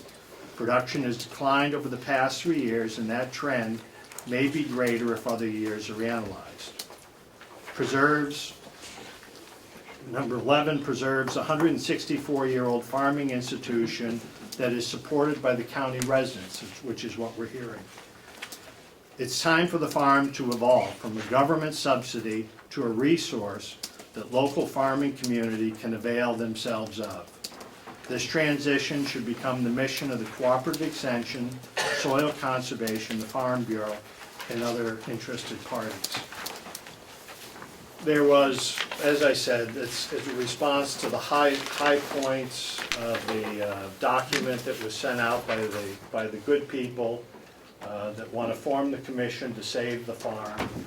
And I'd just like to point out that if that information was available to those people prior to this, and what our production has done over the last 3 years, I think you would have seen a whole course of different letters, and I have other letters from my constituents who are telling me it's time to stop funding the farm.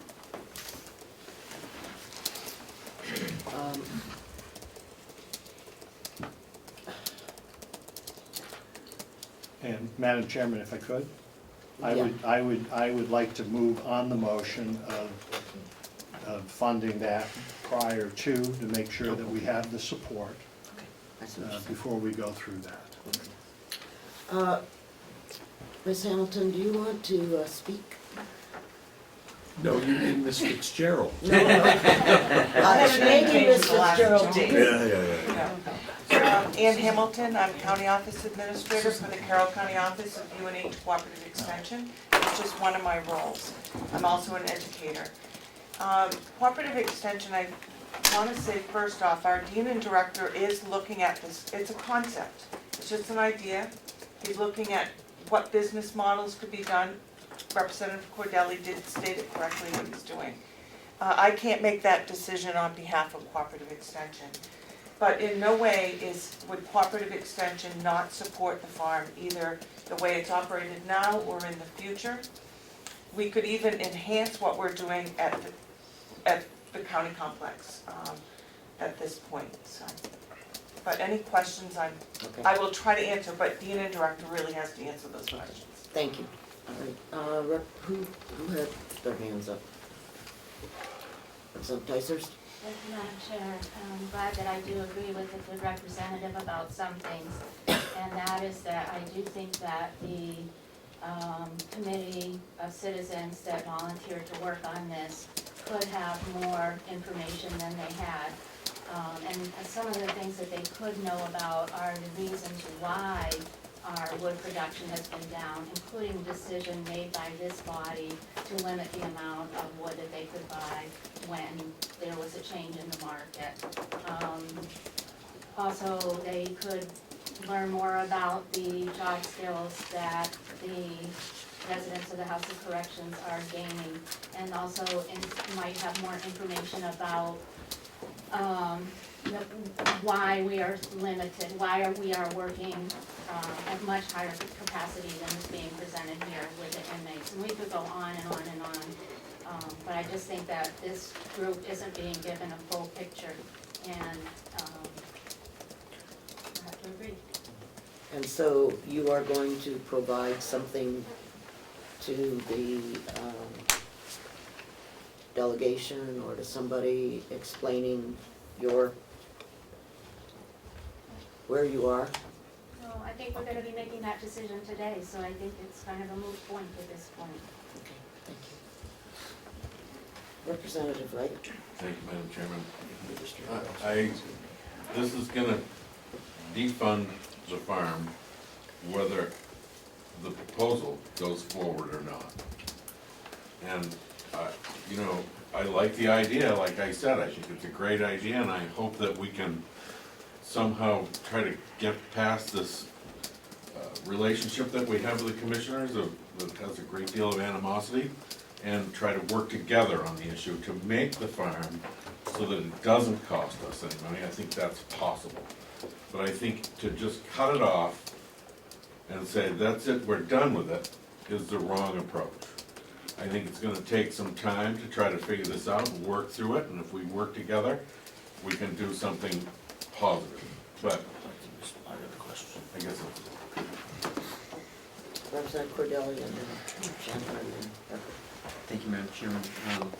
I think that with this concept, there are vastly more possibilities than problems. In terms of a benefit to the community, I think the current farm operation has limited resource to the community. But with a learning center model that we've been talking about, I think the opportunities are endless. Every time we've talked with the Cooperative Extension and amongst ourselves, there are more opportunities, more possibilities that get put out on the table. And I think everybody is excited about that, and I would hope that the community would be excited about the possibilities. And so I see this as very much a positive in terms of the taxpayers and in terms of all the residents of Carroll County, because of educational and resource opportunities that are out there. Representative Chandler? Yes, I just sort of an answer to Representative Wright's comments. I don't disagree there, but we've been doing this 32 years. It's been losing money for 32 years. Now, we've chipped away at it from very large losses to, I guess they're getting a little smaller now. But it's always been a factor of trying to figure out exactly what was being spent on the farm, who was working for what, where the income was going for the workers that were working there. And I just think it's time to move forward. President Bucco? Just, thank you, just one more question is, with the numbers in the motion, would this, any kind of transition be able to take place? Or if it's shut down completely, is that gonna require startup again, or any different type of management? In my opinion, it doesn't. There's nothing in my proposal that would stop the commissioners from putting a stipend in if they like the idea of the cooperative extension working on this project. The numbers that I've pulled out of this budget cease the operation of the farm. We have a wood processor that can be sold and money can be generated from that. The machinery's inside. It's still my hope that a cooperative can be formed that will hay the fields. The vegetables, the cooperative extension's working on the high tunnel. Perhaps they will start working on production that would be more beneficial. But what's in my takeaway from this budget is stopping the farm where it is, but not preventing others from picking up the plow and going forward.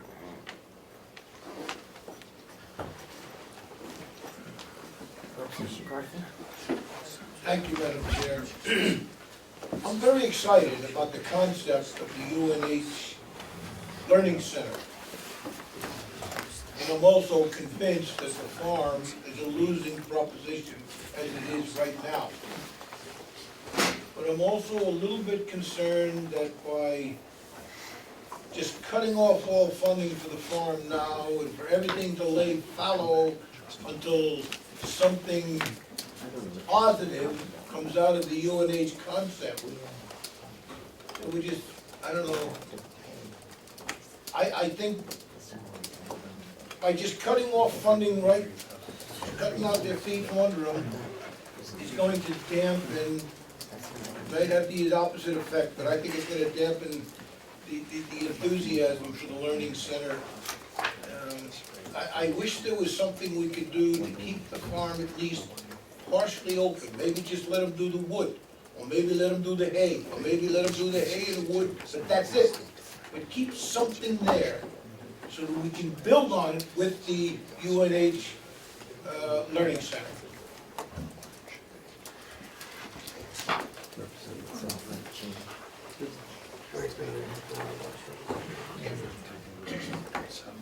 Are we having a private conversation? Yeah, if we want to. Yep. I think there was a question, I don't think I heard a statement. Roseanne Crawford? Thank you, Madam Chair. On the lines of Representative McCarthy, I think that if you cut off all revenue for the farm, the educational concept is a great one, and I think if that worked in conjunction with the farm, instead of saying the farm is done, hopefully somebody will take over, and hopefully the speculation that all that will come to fruition is speculation at its best or worst, I'm not sure. But what I'm concerned about is when you cut off all the funding for the farm and that educational program does not come to fruition, I'm concerned about what are we gonna be talking about next? Selling the land that the county has? I don't even wanna go there because this personally is not what my constituents want, and what I'm hearing from my constituents is that the farm and that the land belongs to the county and should never be sold. But I believe that if this all goes the way that you're talking and it doesn't come to fruition as far as the education, the cooperative, and everything working together, that we're gonna lose that. So I'm gonna vote no on defunding the farm, and I that's would, how I feel. I think that we've had plenty of discussion on this, so I don't think our discussion is moving anything forward. For those of you that, do I have someone that would like to amend the figure that's on the floor? I can, Yes. thank you, Madam Chair. My sense here is what I'm hearing is a growing reluctance to totally cut off the funding for the farm. We also heard a proposal that seems very promising for the citizens of Carroll County and for the taxpayers. So what I would move, or Madam Chair, is that instead of totally defunding, that we would fund going out for a 6-month period of time, at which time we should have a definitive answer from the Carroll County Extension, and we should be able to make a much more reasonable decision based on what they come back with. Because I will agree with, I don't know what representative it was, I think it was Representative Parker, that this whole thing hinges really on the willingness of the Carroll County Extension to come back with their business plan. So I think in fairness, I think it does two things if we fund out 6 months. It demonstrates our willingness to embrace something new. It demonstrates our willingness to consider the taxpayers of Carroll County. And it also gives a willingness to embrace the changes that I think are coming. I think all the points made were very valid. My sense is we're going to lose this vote today if we don't do that. So I would move that we give them enough funding, we'll go out 6 months. At that point, we will make a final decision. I'll second. I'll address my second. With that, Madam Chairman, I'd offer a motion to reduce the DPW budget by half, which would be $90,000. So we have a motion on the floor. We do have a motion on the floor. And another motion. That would be an amendment. Amendment to Okay. What we have right now. withdraw the first motion. Okay. Representative McConkey is withdrawing the motion of 162,389 as the bottom line, okay? Now we have a motion on the floor to provide funding for an additional 6 months, which is January to 30 June. And Representative McConkey suggests, 252,389. okay, is suggesting that figure will equal 252,389. Is that? 200. That sounds like a great number. Is that I'll move for that 3 number. months? So, Is that 3 months? well, it's 6 months. So we've already gone into about 3 months. So you're saying 3 more months, not 6 months? No, 6 Well, more months from today. It's, no, no, no, no. It's 6 months because we have, Starting January 1st. right, okay, because we have been proceeding for the last 3 months on whatever, not spending other than what we had been spending. So, okay, so the motion on the floor is for 2,389. 389. Second after the discussion. With the It's already been caveat, seconded by Representative Parker.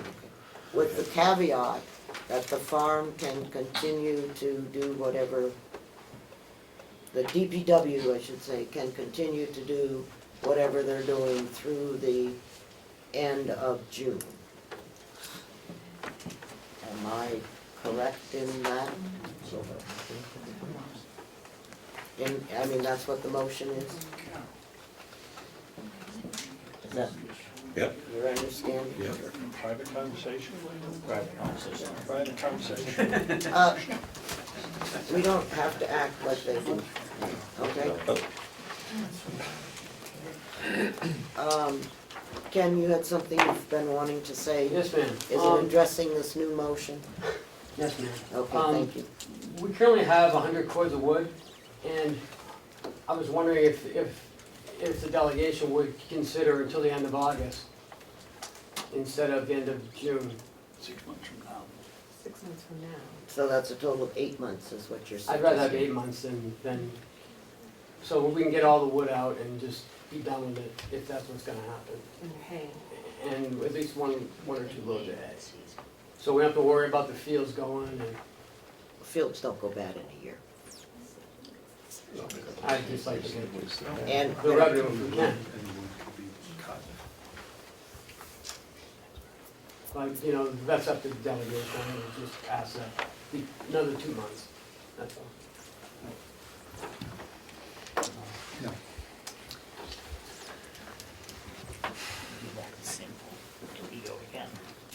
Representative Cordell, Thank you, Madam Chair. please speak to the motion only. I don't want to hear how you feel about farm or the DPW or anything else. We're looking at 252, 389, and the operation to continue through June, end of June. Correct. I would support the motion. Any extension, I think, might cut into the transition plans. Cooperative Extension is working very hard right now in looking at transition. There might be revenue sources in the second half of the year that could be used by the Cooperative Extension in this transition period to help them get the Learning Center up off the ground. So I think 6 months and the $90,000 is a reasonable way forward. Representative Wright? Thank you, Madam Chairman. Being that this is a farm and that a lot of their activities go on during the summer and not the first 3 months, you know, that we've already experienced, I think to just give them 3 months is crazy. I'd be willing to go along with 6 months, 6 full months. So do you have an amendment to the motion? Sure, I would amend it to 6 months from today. Right, but that doesn't, okay, so That- at the and- same dollar value. No? Okay, give me the dollar value for the amendment.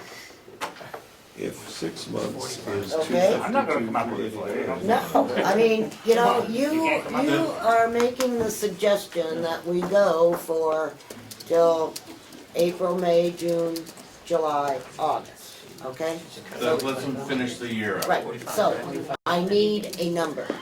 The original number, I would not defund it at this point. So you want You're it, asking to defund in the middle. you want it to go back to 342. 342, because Is that your number? Yes. Okay. Do I have a second? I'll second. So that is a full year, not an addition, not till August. right. Okay, is that, It's a fun, okay? I mean, I'm just trying to get the number, okay. Question on the motion? because we need to, yes.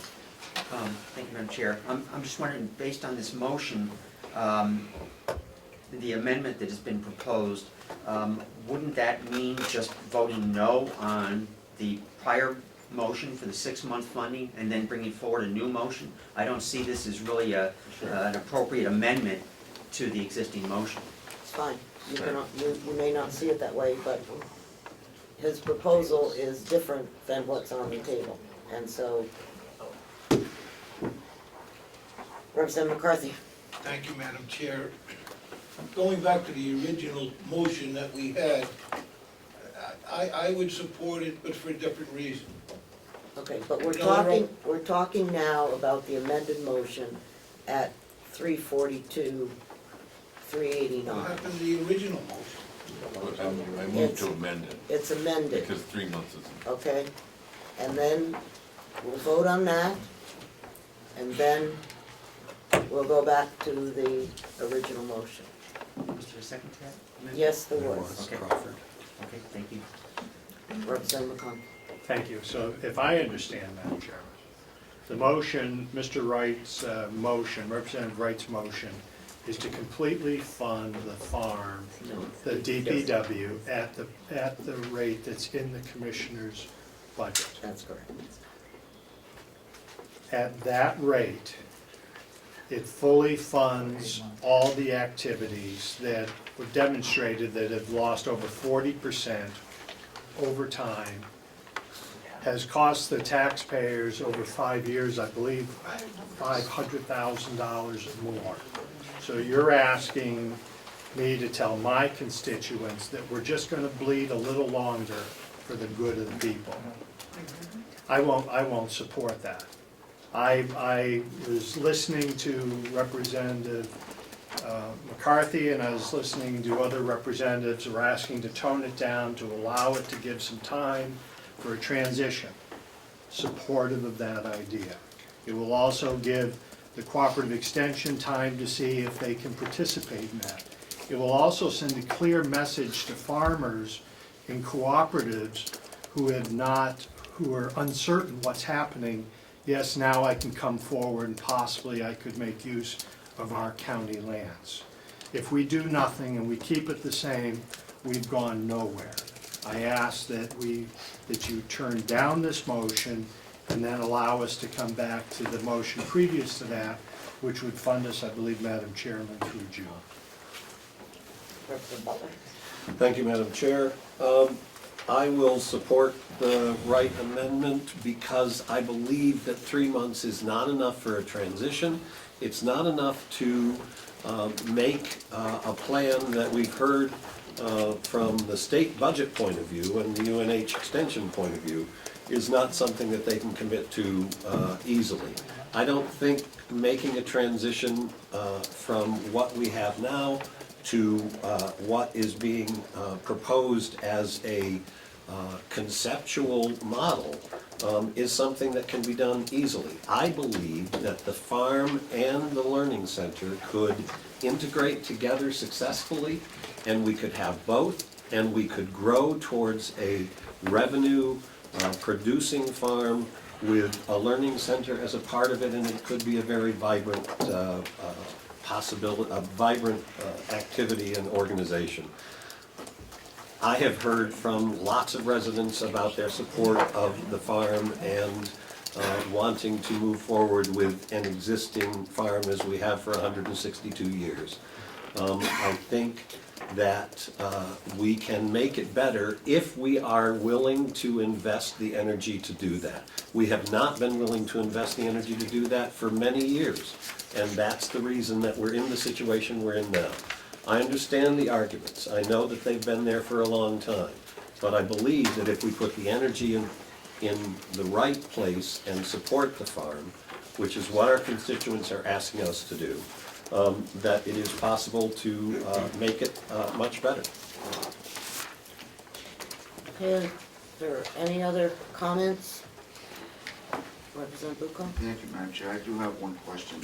So, there was a motion, there was an amendment floating around there to cut the cut in half. The current amendment is at the 389, and that was, 342. or 342, okay? Leave it at the original amount. That's Okay. the original amount. Right, that's the amendment that is currently on the floor, okay? Well, Now, my only question was that the, the time frame does not have to be in the motion.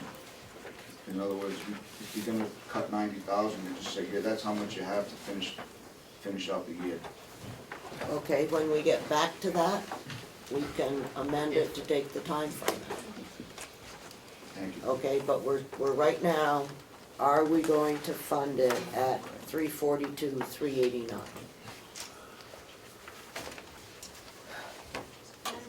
DPW. Will you, is there something to move this forward? Yes, go ahead. I'd just like to ask that before we vote, that the exact wording be stated out loud. Okay, the exact wording is that DPW funding will be $342,380, Okay.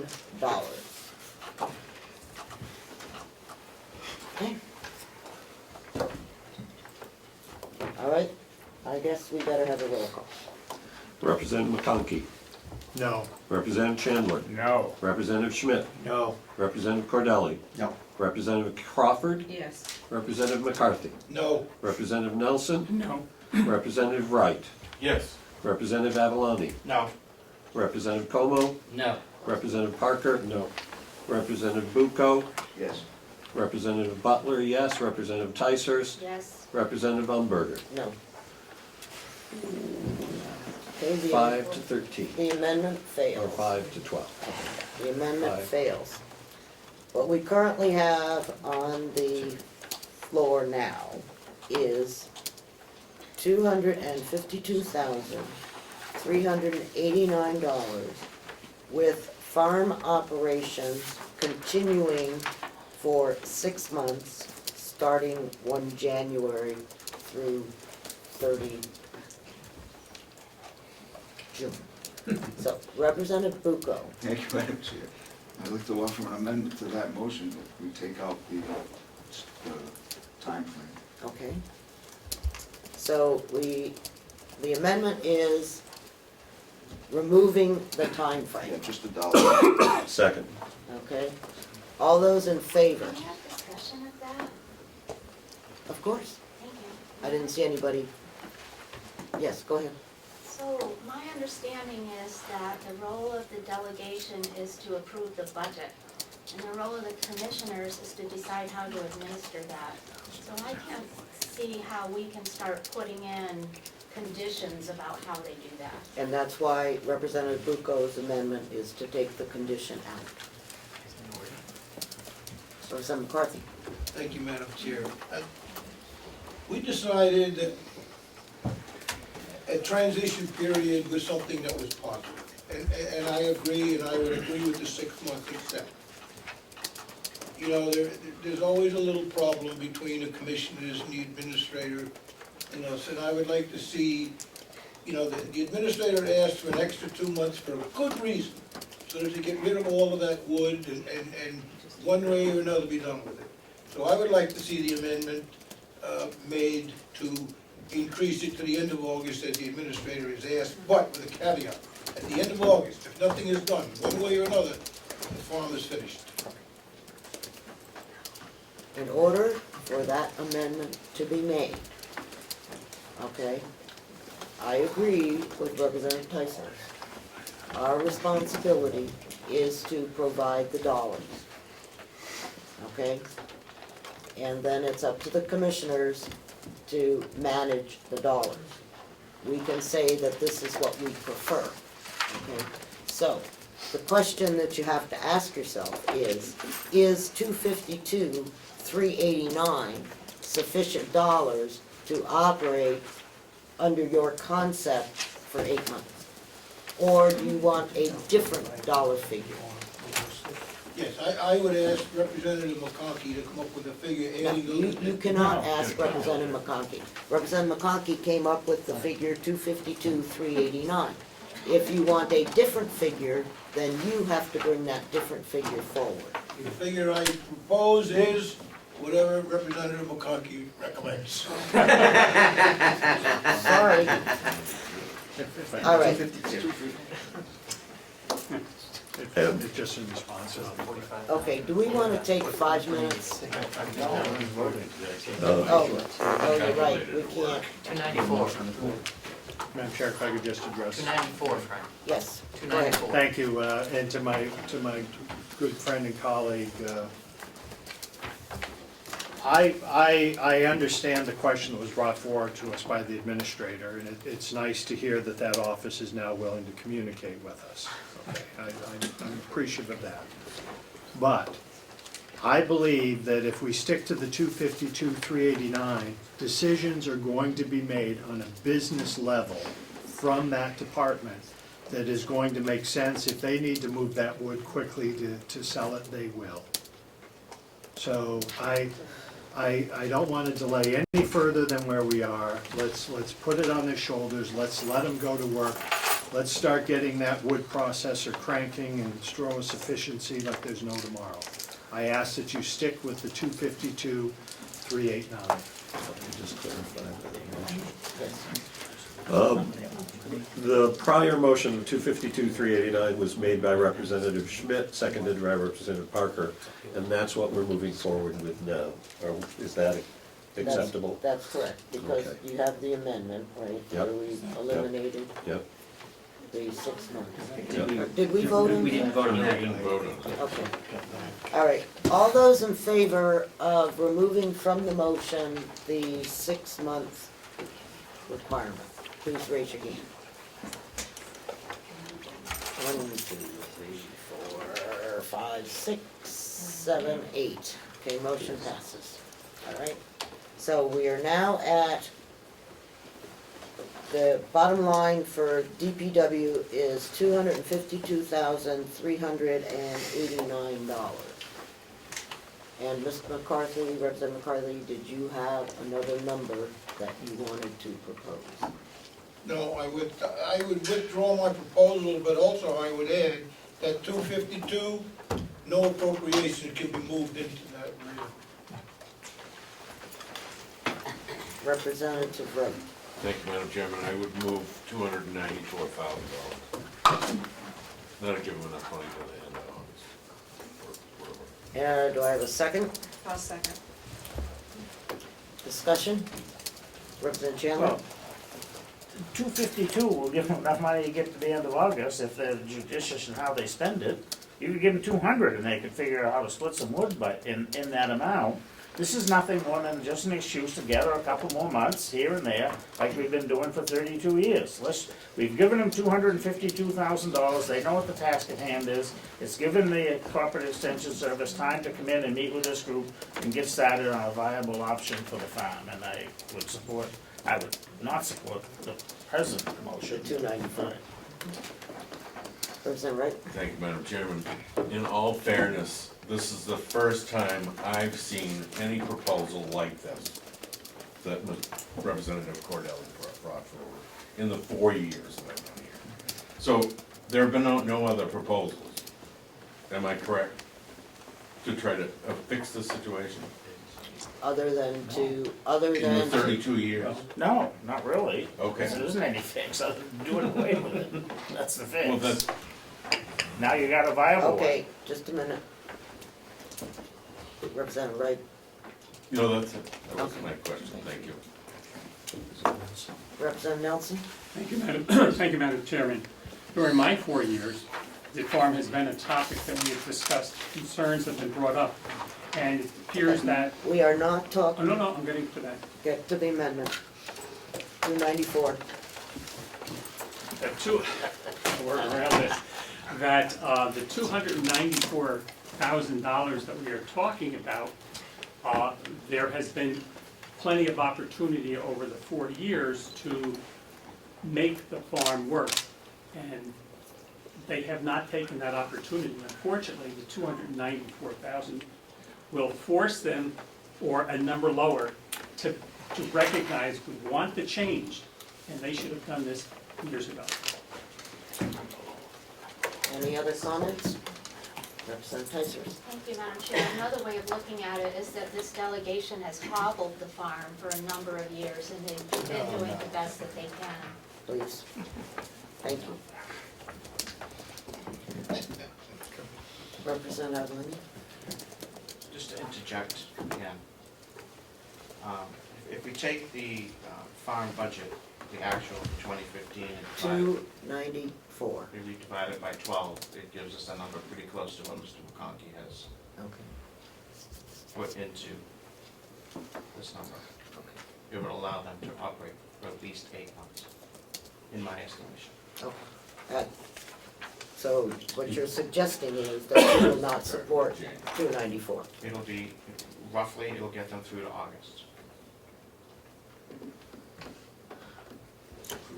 Okay. Are there any other discussion? 294. 294. Representative McConkey? And Madam Chair, No. just a point of order, is this an amendment? Yes. We're voting on the amendment of 294. If this amendment passes, then it's done. If Then this, we would vote on the motion passes as amended. amended. Right. Representative McConkey? No. Representative Chandler? No. Representative Schmidt? No. Representative Cordelli? No. Representative Crawford? Yes. Representative McCarthy? No. Representative Nelson? No. Representative Wright? Yes. Representative Avaloni? No. Representative Como? No. Representative Parker? No. Representative Bucco? Yes. Representative Butler, yes. Representative Ticehurst? Yes. Representative Umberger? No. We gotta get it 10 to 5. okay, motion fails. The motion that is currently on, the amendment fails. Motion that is currently on the floor is for DPW bottom line of 252,389. Is there any further discussion? Seeing none? Representative McConkey? Yes. Representative Chandler? Yes. Representative Schmidt? Yes.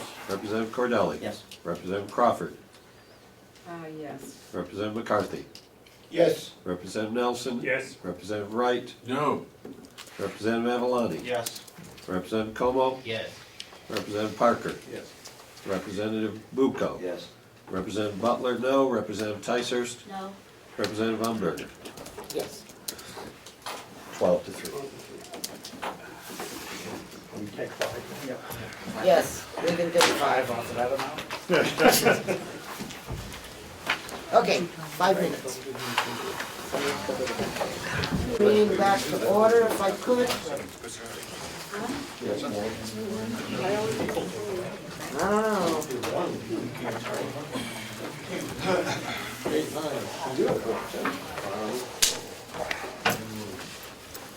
Okay,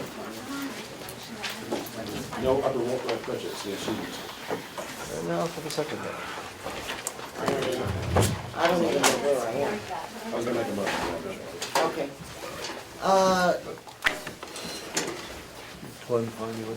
This did just come back in from the hall. Okay, Representative Parker has a motion.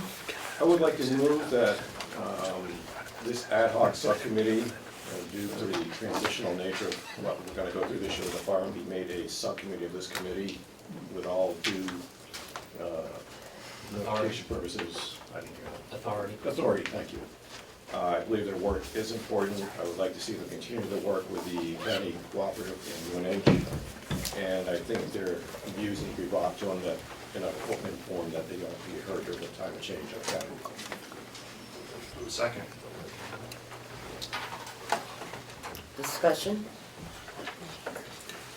Representative Tyson? Why would we have a second committee when we already have a farm committee or a Department of Public Works committee? I would like this, I think this issue is concentrated the way it is. I actually think it helps to have a committee like this, based on this issue, unify those two committees and just so people can put one entity on it instead of splitting apart.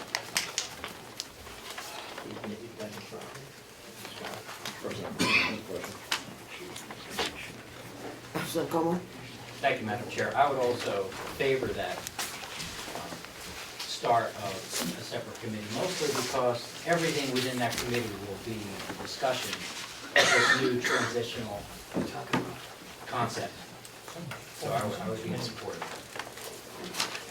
And most meetings, all meetings, subcommittee meetings are open to the public, so everybody can come anyway.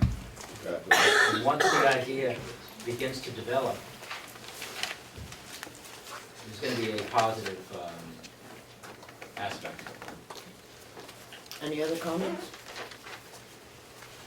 All right, seeing none, we need a roll call. I think Joe Hanson.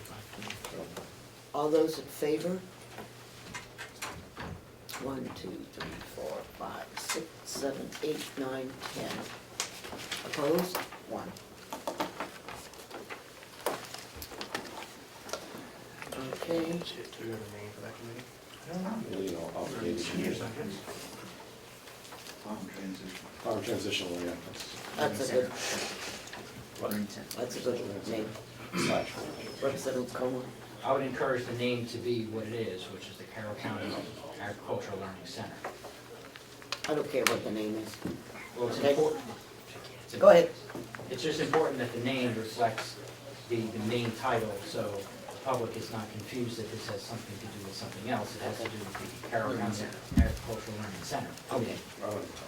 All right, that's fine. So we have a representatives of both parties on the committee. And so those that are currently serving will continue to serve. Meeting times and places will be notified and we'll press on. Okay. Thank you, Madam. Here, thank you.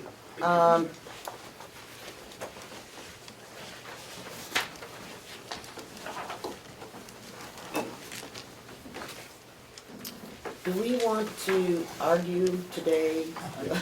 Yeah, sure. Discuss, I think, was the word. No, we've already had 12,000 arguments on this, but this is on the part-time person that will be shared between the finance office and the human resources office. And the figure that was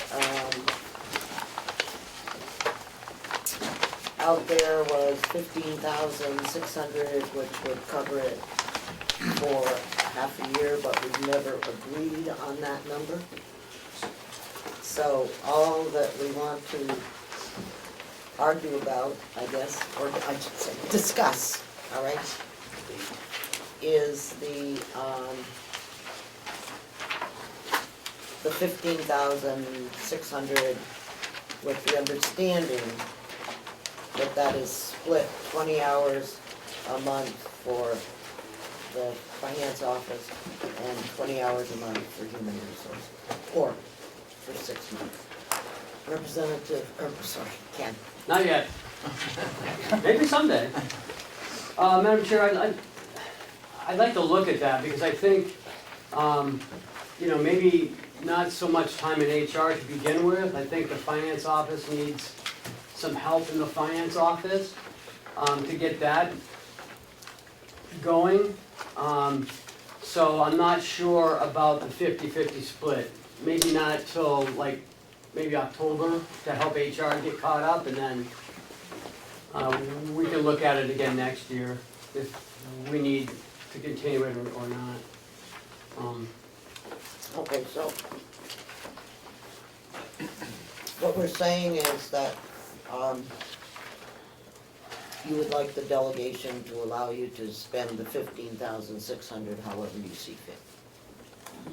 To begin with, yes.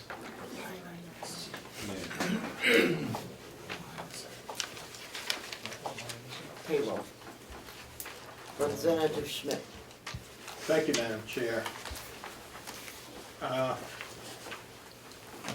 I'm not against the finance director having some help here with payroll, as it was discussed, because I think he's got better things to do. But my vote is going to be contingent on, because I would like to hear a timeline. At our last meeting, we heard, and what we've been hearing year after year after year, is that this interface does not talk to this interface, and Cronus can't do this, and Cronus can't do that, and blah, blah, blah. I would like to have it fixed. Everyone seems to have identified the problem, but no one seems to fix it. And every year we have the same discussion. Now, it seems to me if it was fixed, that even brings into question, do we even need a part-time person? So in the interim, I'm not opposed to funding this, but I really would like a definitive answer and a timeline. Is when are we finally going to fix these issues? Representative Carson? Yes, thank you, Madam Chair. Also, there's the question of the outside help that we were talking about, for doing payroll, and we were supposed to get some information on the last one, and we didn't get it, or we were supposed to get it this time. Are we gonna get it this time? Ken? We met with them. No, you got the information last week from the previous two people No, you said last week that I it think he's was- talking about Paycheck and the other organization that also did, but Representative's talking about ADP. Yeah, We met with ADP last Wednesday afternoon. He changed it a couple times, but we finally met with him. Really good presentation. He was trying to get some numbers for me on Friday. He wasn't able to. He's still getting some numbers because he has to create a bridge from Chronos to our ACS system. There's, Yeah, and he said that'll be about 4,000 or 5,000 there on top of, he's guessing it's gonna be in the vicinity of 17 to 18, 19,000. But I don't have a definitive price as of this moment. so a little bit more than the 6 months. Because of the bridging, yes. Well, Yes, that figure, that includes that hooking up of the extra 5,000, and then it would drop down to about 12. No, that 5,000 That's extra. stays here, right, so That's it's the 15,000, or 17,000, whatever it was. It's 15,600 for the part-time person, 17 to 21 for an outside payroll. Representative. To follow up, Madam Chair, Oh, one, yes, go ahead. can you tell me, if we did this, how would that affect the need for the additional part-time employee? I don't understand your question. The part-time employee is supposed to be to help with payroll. Yes, So if we went with the other way, are we still gonna need that person? yes. yeah, I think, the Commissioner's right, I think it's. information.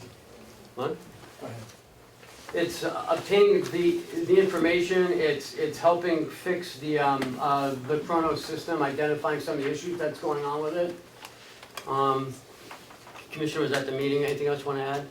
Yes, it's essentially, the representative stated in his own words that the prep work that we do before we push the button is going to be the same. So that segment of what we need to do for him to run the payroll is the same as what we do with ours, nearly, okay? We have software that does reporting, so there is a little bit of time when he does the quarterly payroll, when he does some other reporting that they would provide, but that culling through the weekly hours and making sure they're right and making the adjustments as necessary, all of that's going to be exactly the same. So you're saying that all of what we've been waiting for 3 or 4 weeks now was irrelevant anyway? Well, essentially, yes, and if you want to turn back the tape, I think I mentioned that back then. But we did it, we complied with the wish. Okay, Representative. The 5,000 charge, that's a one-time setup for the Chronos, or does that carry through year to year? I just want to make sure we're clear on what we're talking about. Again, I don't know, he just threw numbers out at me this morning because I knew I was coming up there, I needed something. Nothing's affirmative, nothing is in stone. Okay. I had him throw out some numbers, so at least we know where we were going. On the payroll procedures that we have now, I just want to make sure that we're all on the same page. It all goes to Chuck, and Chuck needs to verify all the hours and time and everything else? I'll let Chuck answer that, I don't. Essentially, yes. When Chronos comes, or is about to come across, there are a number of procedures that I go through to verify and check on problem areas. Once it comes across, and the file is uploaded into ACS, then the real proofing begins to find out whether it came across correctly, whether everything is as it should be, and that's the bulk of the work. Proofing is 90% of payroll, to make sure that what's come across is correct, that deductions are correct, that things balance, and then the actual printing of checks, which is what you would send out to somebody like ADP, takes a very short time. Follow up, Madam Chair? Yes? So you have to verify Chronos and then ACS? Yeah, anytime you do a procedure, the cardinal rule is proofing. Because that's where you pick up the mistakes and you find it before you print your checks. One more. Yes. The ACS system prints the checks, is that? Yes. Would ADP need the ACS system in order to process checks, or could they get it directly from Kronos? They've indicated that they can directly interface with Kronos. They can create the payroll from that, print the checks, messenger them back to us, do direct deposit, file 941s with the IRS. But then there has to be an interface back from them, back into ACS, to go into the general ledger side, to enter the payroll into our financial software. And at some point, you would have to retain ACS in their payroll program for the history, unless you wanted to pay ADP to transition all of that back data back to 2000 and upload it into a usable form. So there's a lot of sort of hidden costs there in transitioning away Yes. from ACS. Go ahead. No, I just want to make sure, because I was confused that it was going from Kronos to ACS, because I know I had to go from Kronos to at least ADP or someplace else and then come back. I just want to make sure that we were clear with, there is a back end to this as well. Exactly. Okay, is there any further discussion on the reduction of line 100-4100-008? Am I on the right number? Page 1. Is there a motion, or is this just discussion?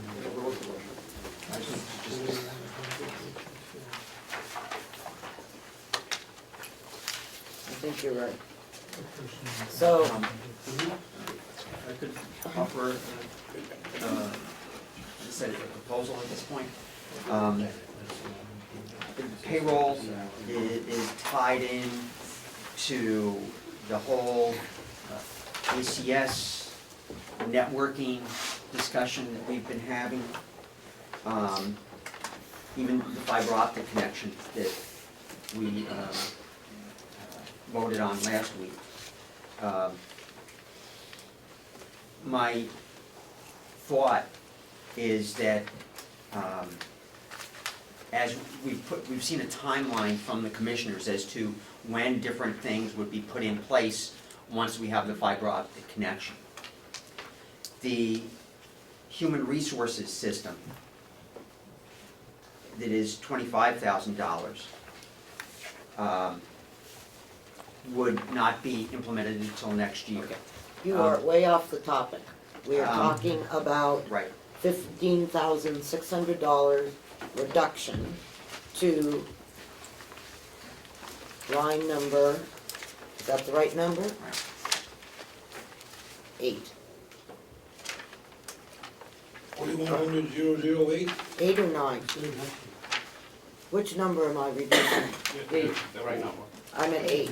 Under finance director or under salary? First page, Business office salaries. Business office salary. Okay. You sure? You reduced it already. I thought, didn't we reduce that by 15,600? I think this is a reconsideration.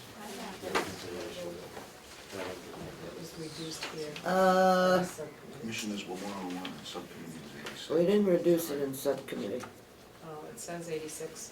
I know. It was done in delegation. Pardon? You did it during the full delegation. Okay, so that's the right number now? I'm trying to catch up to the line number. Okay. Can someone reference it for me? First page. First page 8. Okay. So I'm Okay, sorry I thank did you. that. Under business office salaries? Yeah, you can see that it was Okay. reduced from commissioners. I'm still not happy with, the health insurance explanation, and so I'm gonna have to just slash and burn, I guess, because I can't get any information on it. And I did send the email to the administrator on last Monday, as I mentioned earlier. So if there is some time between now and then that we could come to grips with that, I would appreciate it. Otherwise, I'll just come back with a new number. Okay. Yes, Representative Lynn. Are we still on the topic of the salary, sorry, the payroll first? voted Yeah, okay. Are we, do we have a number to reconsider, or is this just a? No, because I don't have health insurance number that I'm happy with. Okay. And so I can't vote on health insurance under the commissioners until I get some further information that may or may not come. Okay, under human resources. I'm sorry, point of order, what's going on? Pardon? You can't vote on the salary of the, We did. We'd already done that. so, all right, so the motion was, so there is no motion for reconsideration? We were just discussing whether the original proposal was half and half. Okay, the money was half for human resources and half for finance. That's what was presented to the multi-department 2 committee. Okay. Okay, human resources.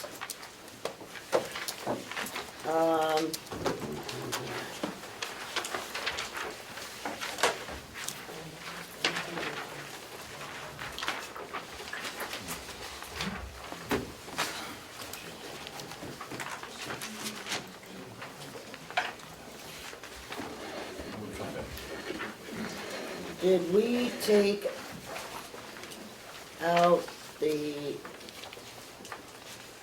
overtime? Yeah, I think we did it at the subcommittee level, but I don't think we did it at the full delegation level. Well, is it reflected here?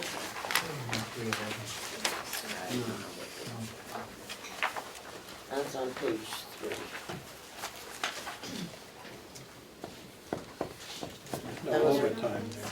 retirement expense. Yeah, this $1,570. That was the recommendation by the commissioners. And the subcommittee recommended that we take that out, so that's reflected on our worksheet. So the, if I could have a motion, Glenn, for the 142 for human resources. Okay. 142, Right, but I don't think the full delegation voted on the 1570. They don't have to, so the recommendation is the bottom line for us. Okay. Okay? The motion would be,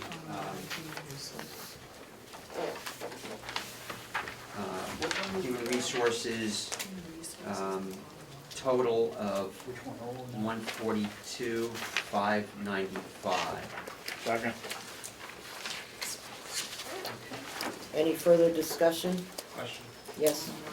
If we were to, I'm sorry, Go ahead. if we were to put back in the payroll specialist and have the costs attributed to human resources as well, would we have to revisit this line? Yes. Thank you. Okay, is there any further discussion? Just repeat the number, please. Yep. On page 3. I'm sorry, it's on page 4. At 142,595. All those in favor? Raise your hand. Opposed? 3. How many do I have here? 14. 11 in favor, 3 opposed.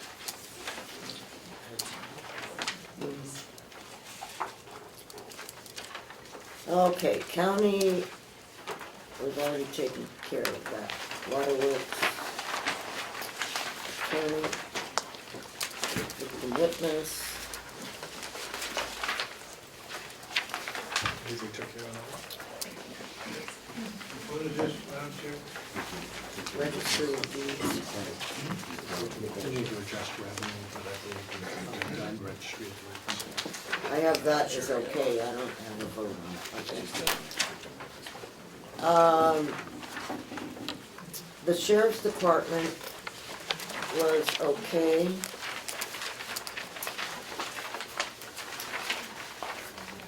Dispatch.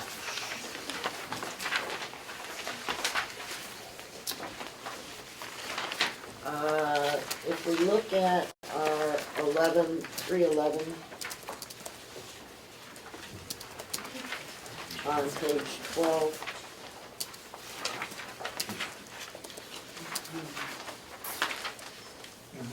they have on line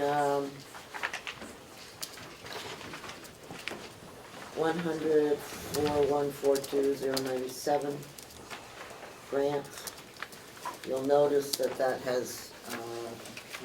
number has been taken out. So the bottom line that we did approve was 706,883. But I would like to turn to the grants thing, which is right before the nursing home.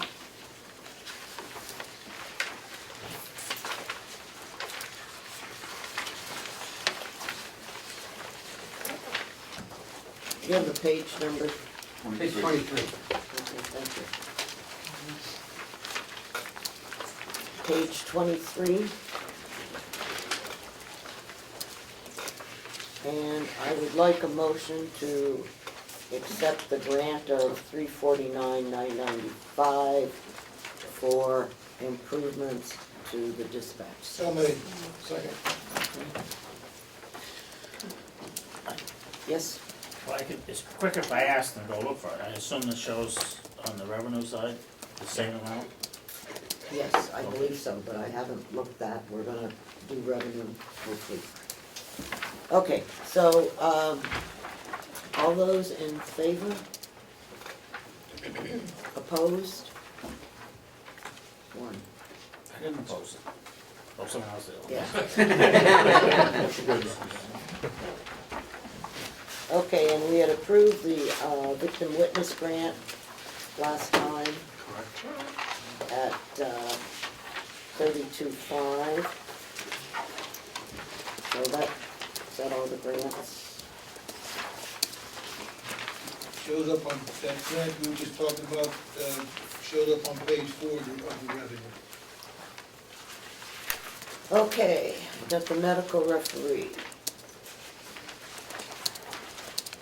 We moved that one also. Yeah, that's okay, that's done. Okay, on the, administration building.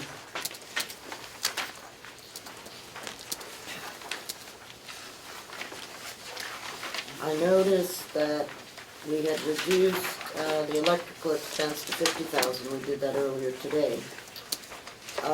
But the concern that I had, and I believe I have referred this to the administrator, is dealing with care of grounds.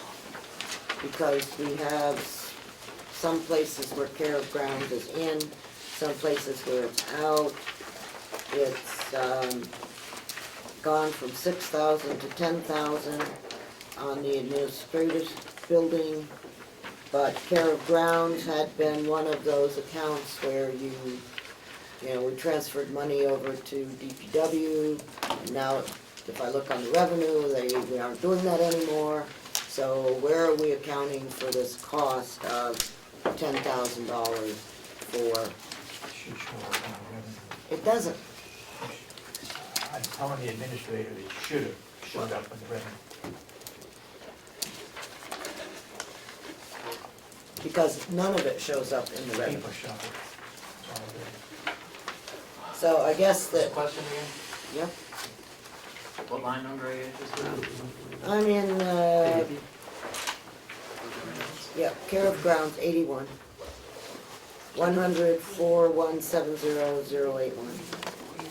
41700. On page 13. It should be 80. Carroll grounds, trash.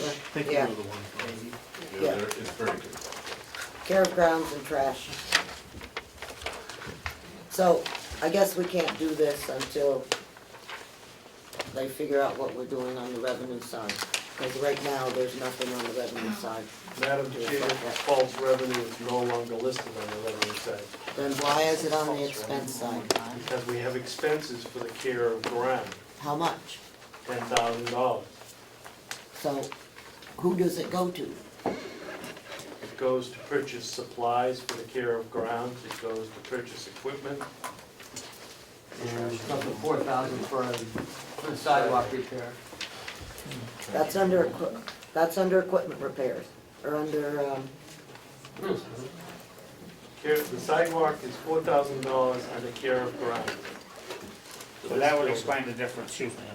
go ahead, that would I explain. guess that's the difference between what we spent last year and what we're doing this year. So, on the $6,000, that's right, I forgot about that. If, on the $6,000, what is that? It's costs for maintaining the ground, And who are you paying? vendors. Okay, so Who we're no, supply equipment and materials for the care of ground. Our So- own staff takes care of the grounds. We don't pay ourselves to do work on our own so ground. who is going to mow the lawn? The maintenance department. If I could, it says part of this is for trash, so those are dumpsters and so forth associated with this building. And you have whatever number that is, plus 4,000 for the sidewalk, and that leaves us the difference between that. But if we're not accounting for it on the other side, okay? It's an expense. Then all we should be expensing here is the sidewalk and the trash. Well, there's no income anymore. It's all an expense. Right. But this, it is not costing us $6,000, because last year it cost us $4,730 when we were transferring money into maintenance. And now we're at $6,000 and we're not transferring money into maintenance. Well, that's what they're proposing, cut that number down if you think it's gonna be the same as last year, but there's gonna be some number there. I mean, But if you look on the revenue though, Gina, it reflected on the I revenue get side. that, but they're not doing that anymore. Right, so we shouldn't reflect it here as a cost. As We've an got trash, expense. we've got, septic pumping. Septic pumping and trash. Well, yeah. But, with the pace on What's the total, if I may, what's the total of those two things? last year we spent about 4,800 just on trash and on septic pumping, and another 4,000 for the sidewalks. Where does that show?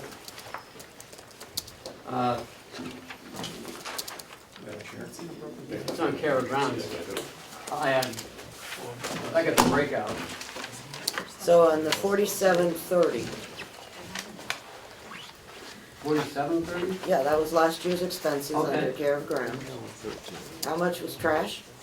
It's $223 a month. Okay, And then the septic pumping was a little over, almost $700. There was, looks like some mileage going to the hardware store. And we also have we've got a JP Pet Service in this building. That's about $600. okay. So what you're saying is that you spent 47 last year out of the 6 that was authorized. And costs have not gone up for the things that you're talking about.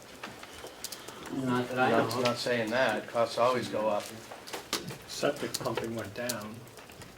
Just like electricity went Well, up. no, septic pumping went down. Yes, I believe there is a line item for waste removal under DPW that includes septic pumping. But that's not this building. So DPW doesn't apply to the administration building or to the nursing home. or to the nursing home. So, There's a what grease septic trap. is DPW pumping if it doesn't apply to nursing home or the administration building? Apparently sewer. Yeah, sewer. Still not putting the truck out. What's in Chandler? Yeah, I mean, if you wanna cut $500 or something out of that, but I'm comfortable with the $10,000 figure, given the sidewalk work and, I mean, it may be a little more than what we need there, I don't know. If you wanna cut 500, or if you wanna cut 1,000 and make it 5,000 for that, 9,000 total, but I got bigger fish to fry. I don't, I just wanna make sure that we're not double charging. No, I agree, but I'm Ourselves. convinced we're not. We have a tank out back that's gonna be pumped. Here. Yearly? Now, it looks like it was pumped twice this year. Pumped So- and flushed. So what does the sewage line In DPW, in waste the removal. DPW? There's big sewer tanks out back, what, They have their own tanks. yeah, 6,000 gallon, 8,000, 10,000. 40,000 gallon tanks way out back. Okay, so It's a separate budget. I'm just confused. Yeah. No reason not to be. Okay, so we remove the stuff from here, it doesn't flow to the big tank. No. Go ahead. You like me to answer that, Mike? Yeah, I would. There's basically a septic tank here that collects all the solids. Then all of the gray water and liquids go down to the sewer system. There's another set of 40,000 gallon tanks down there, and they're all budgeted differently. So there is one that gets pumped out here. So there's no leach field here. No, it goes right out to our system, and from our system's leach field, all the water is contained and goes out to that leach field. There's not a separate leach field for this building, it's just a separation tank.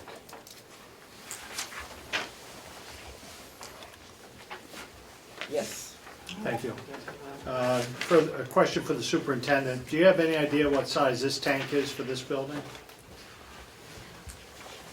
Off the top of my head, I'm confused of two numbers, either 1,500 or 5,000. I'd have to look it up for you, sir. It was replaced when we did the new nursing home, they had to tear It it says out. 3,000 here, but I don't know if that's accurate. That could be it then. Okay. I have to look that number up for you. No, that's fine. That's great recollection with all the tanks you have. I just, I know that on suggestion of the delegation, you went out to bid, and you were actually gonna realize a savings, I think, of $3,500 over last year's pumping contract. I would hope now that you've done that, kudos. Now let's look at what really the need is to be pumping this tank from this building twice a year. If we're sized anywhere near proper, it should be done once every 5 years. So I'm hoping that you start looking at what your pumping schedules are. That's all I'm saying, just look at your pumping schedules.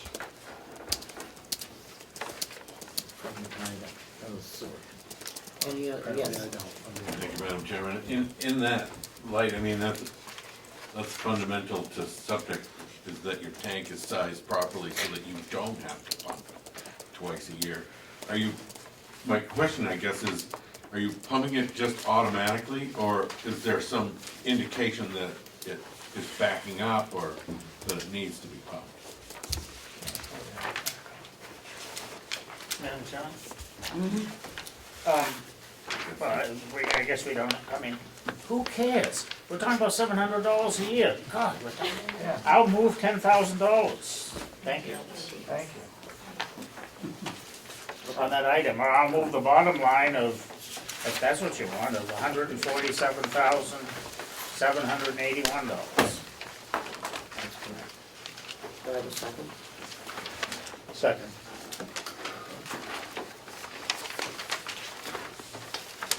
I think that, let me just make a comment and then remind myself that I'm talking about the 147. Okay, I'll start off by saying, thank you for reducing the electricity. But the other thing that somehow or other, we are operating some things very efficiently, and we're operating other things very inefficiently. And I know that we've got 2 people on this delegation that are wastewater experts. And so, just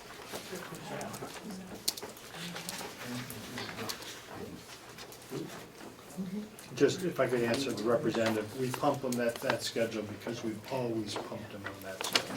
Okay. Just wanted to have that answer. No other reason. what are your shortfalls?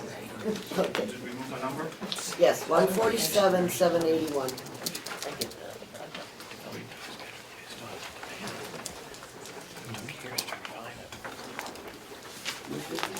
All those in favor? Opposed? Okay. So it's 13 to 1. No, did you oppose? Yes. Oh, okay, that's right, I forgot you're opposed to everything. With good reason. I don't know. He sat in on all this stuff. He's just voted no on everything. What was the vote, 13? 13's not. No, the 12 of, it's 12-1. No, because, Margaret. We got 4. Oh, he left. I'm sorry, my apologies. The 2. That's quite all right. Okay.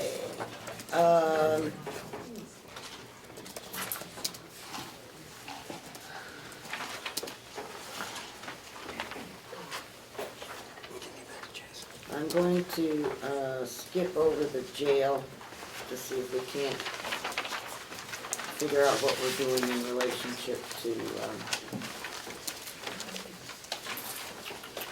insurance.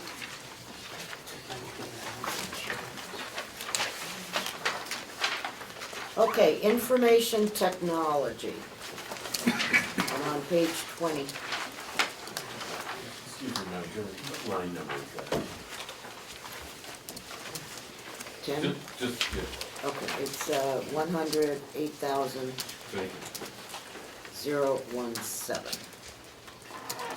Madam Chairman? Yes. I just asked a question. Mhm. Thank you. And I'm not taking sides either way in this issue, but the issue seems to be health insurance. Mhm. The officer said they stand by the figures they've given us. Right. So what are we gonna do? I'm gonna change them, Oh, okay, okay? based on some, Based on nothing, because that's what Well- I've gotten to change them with. well, okay. So would that come to a vote, or is that your decision? I just said I'm not doing it today. No, but you said you were going to change the figures. Is Of that course something it you're will going come to a vote, Representative Tysers. Thank You know the chairman does not make decisions by themselves. I'm just checking, because I Well, heard your statement, and you I don't- wanted it to be clear. I want you to be clear that I have never done something like that. That we're in agreement. Okay. Information technology, is this where we have the 25,000 for HRS? Go ahead. I'd like to make a motion in that regard, if I could. Yep, speak up. Okay. We have discussed the fiber contract, which is tied into expansion of county infrastructure and Is it? systems. Okay. Right, I'm getting there. Don't, Right. Part of that discussion was a phasing of when systems would be implemented. Human Resources was not on the timeline to be implemented until next year. So I would move that $25,000 be cut from the countywide contracts line. Which is 108,098. Where's the people from that department? After the cut, Interop. that's the number after the cut. $25,000. No, that was the line number, 8,098.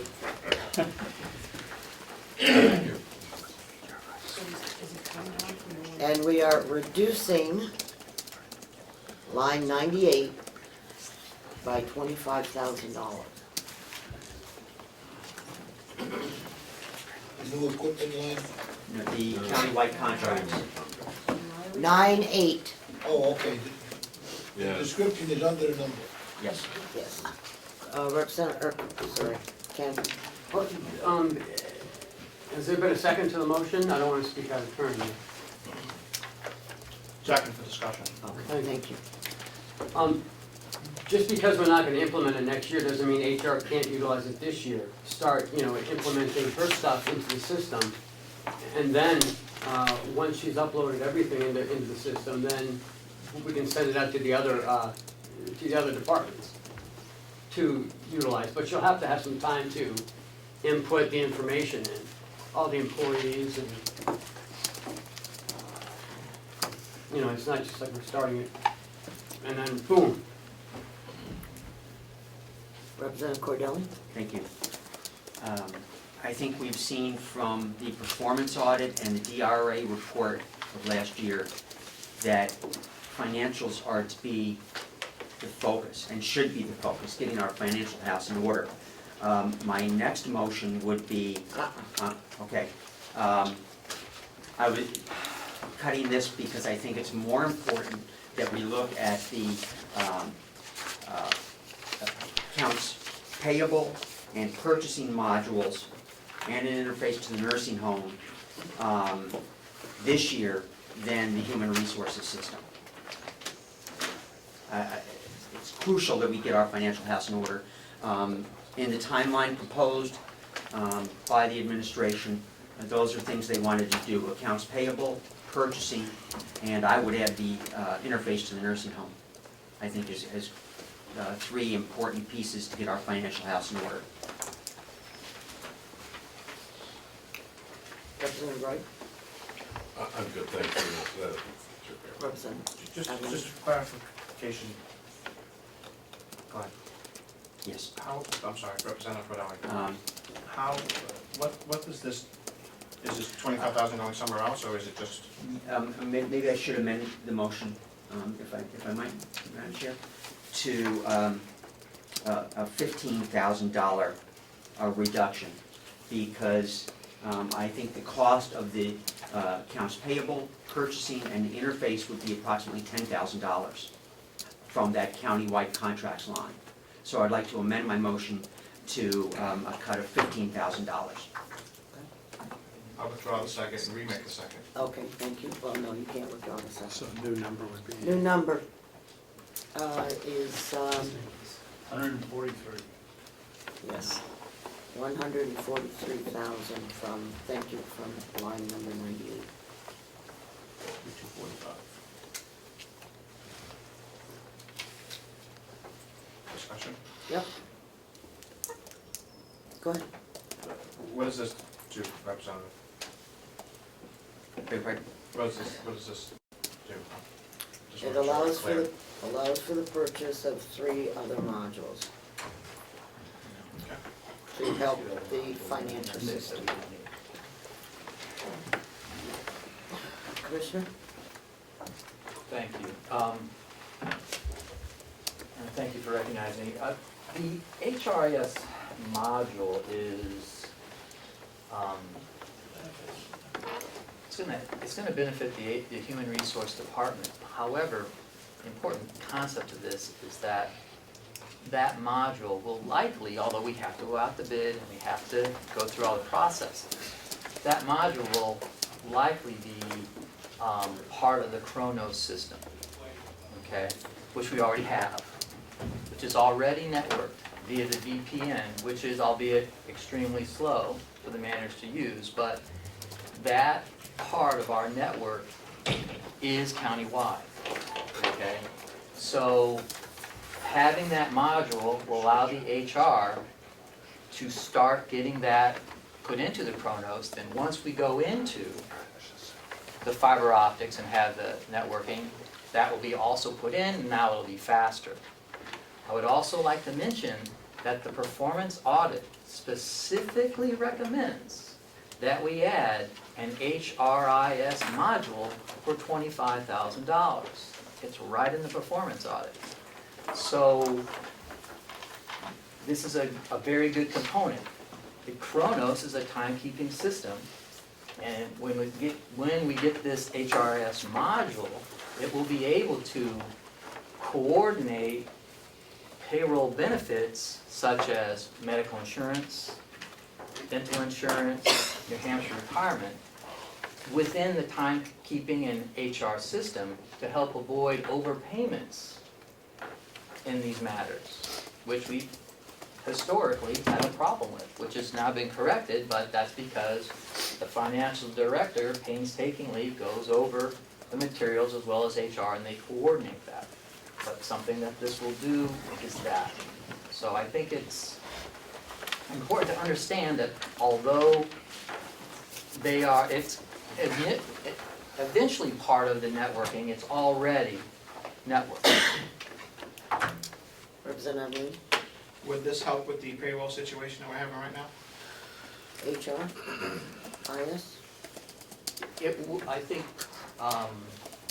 yes, I think that it should help once it's implemented, once they get all the information in.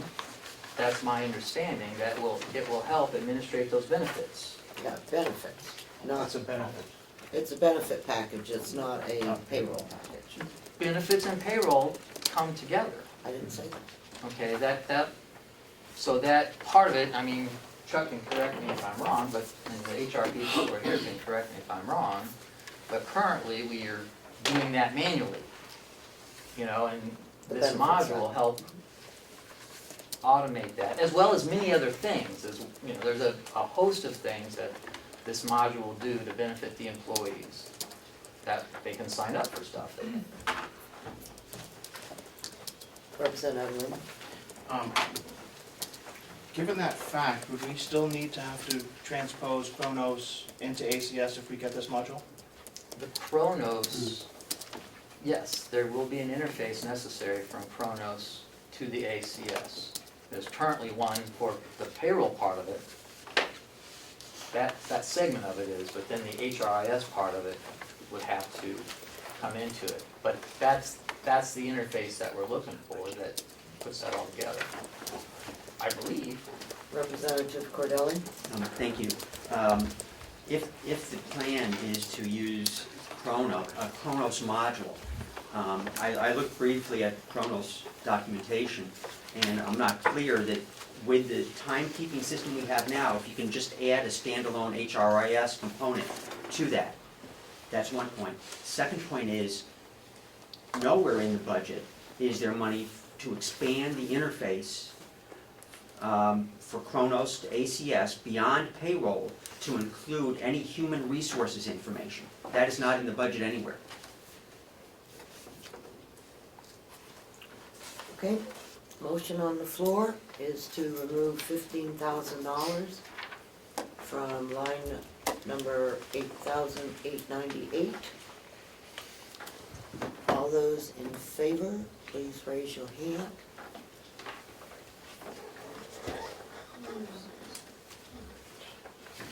Opposed? Okay. Motion passes. 10. Well, How many are there? There are 11 of us. That's fine. 11 to 2. Okay, so could I have a motion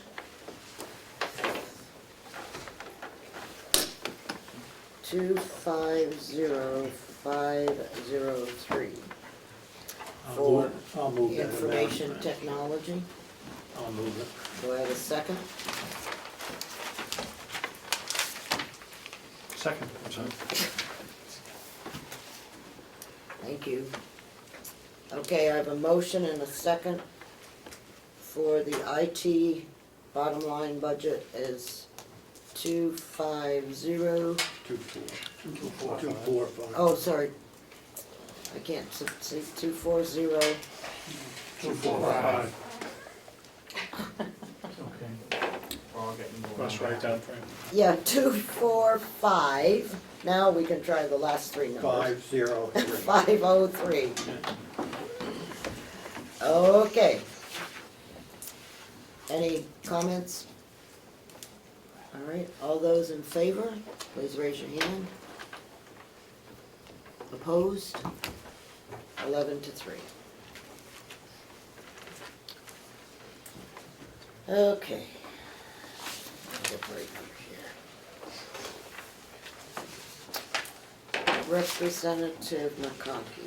Thank you, Madam Chairman. Two things, the hours moving along, we're gaining slowly. My understanding is the chairman's going to, may bring us back on Friday to finish up. My concern is members that won't be able to attend, including myself. I would like to make a motion before we drop off much further for reconsideration of the DPW budget as approved. Okay. Having voted on the prevailing side, I would ask the good members to vote no on reconsideration.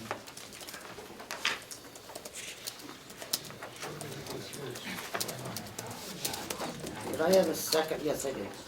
Okay.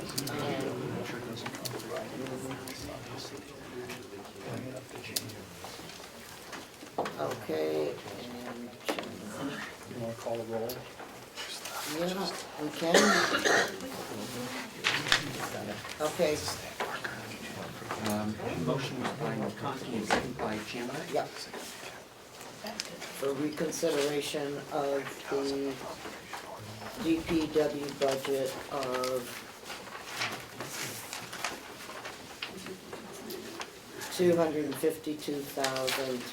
$252,389. And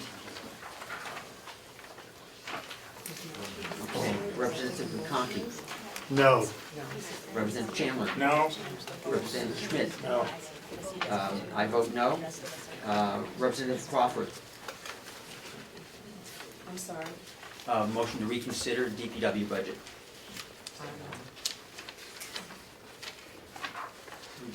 Did I hear a response? No. She said no. Oh, I'm sorry. Representative McCarthy, No. Representative Nelson, No. Representative Wright, No. Representative Avalon, No. Representative Comeau, No. Representative Bucco, No. Representative Ticehurst, Yes. and Representative Umberger. No.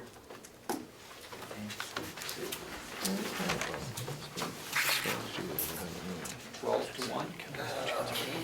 Thank you. All right, going on.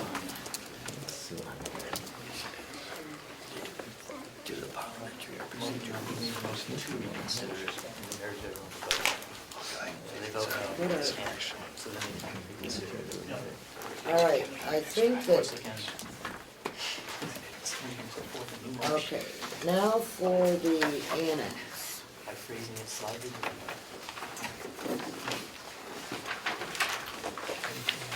I believe that someone needs to explain why we added $6,000 for care of grounds to the annex. That was a mistake on my part. You can strike that. Okay, so we can reduce that by 6,000. So moved. Second. 22. That's line number 9500-080. Okay. All those in favor? Aye. Opposed? You're opposed to moving 6,000? I don't know why, but we're moving it. Removing it. Oh. Excuse me. All right. All those in favor My apologies. of removing $6,000 under 95080 from the MWV Annex, please raise your hand. Okay. All those opposed? One. Twelve to one. Yep.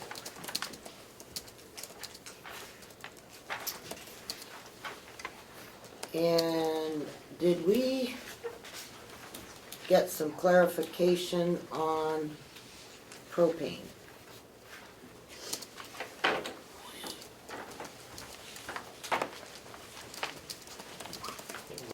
What was the question? I don't know what the question is.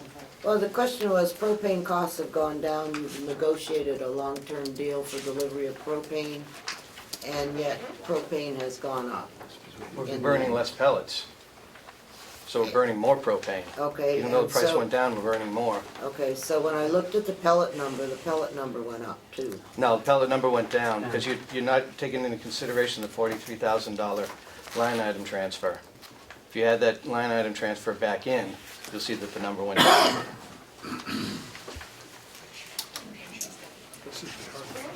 Where's my pellet number?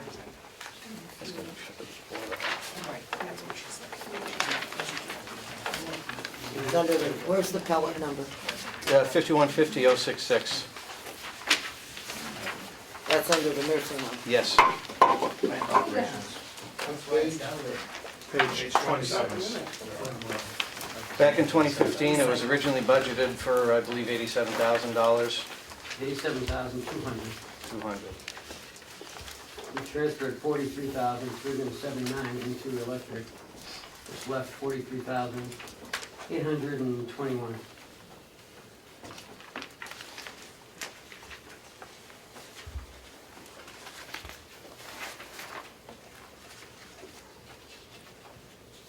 On those new sheets I passed out today, had the transfers, the original budget.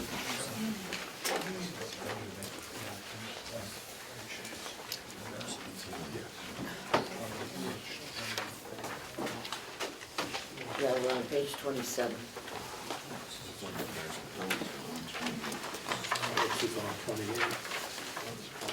Pellets are on page 27. 28. Okay, I'm on it.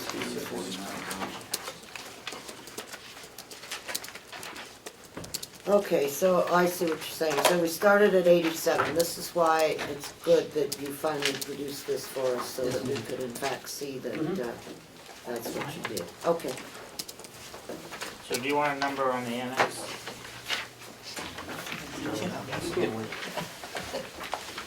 Yes. 31.4 I'll move. That's not enough. Oh, 31.4. That's 17.5 is what we had agreed to.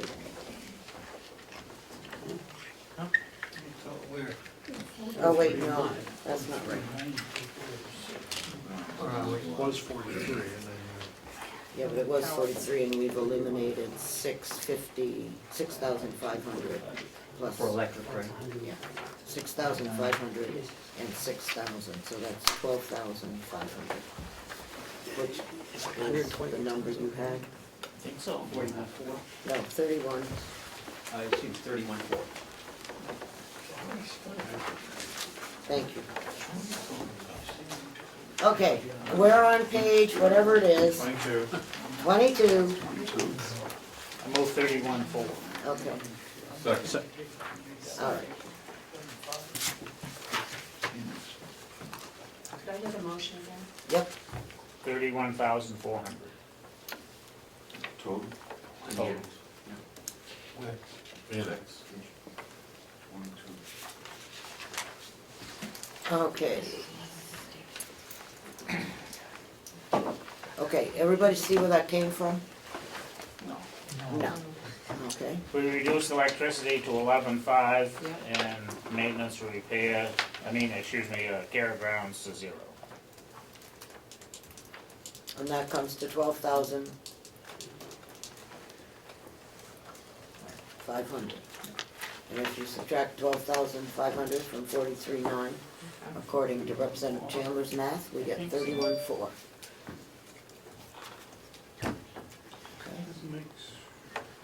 Do you have a second on that? I have a second. Yeah. You're reducing it by 12. 12. 12.5. Oh, 12, I'm sorry. Right. Okay. Any other comments? All those in favor, please raise your hand. Opposed? 1. 12-1.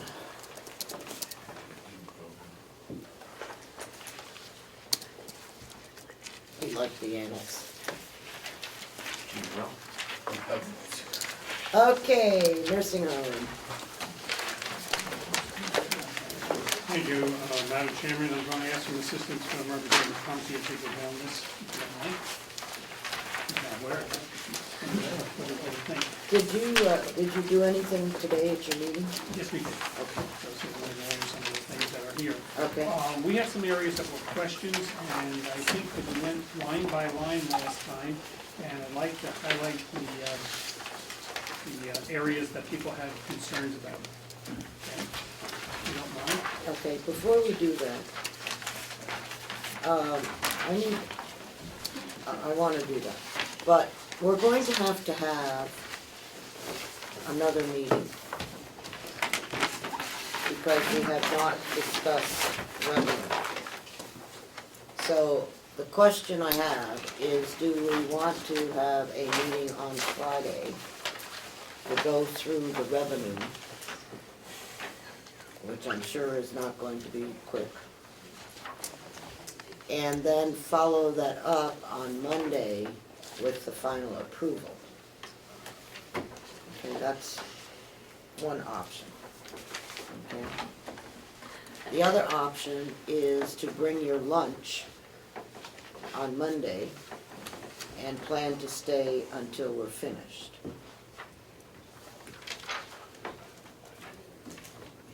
So, Last day, the 1st? yeah, The 1st or the 30th? 31st.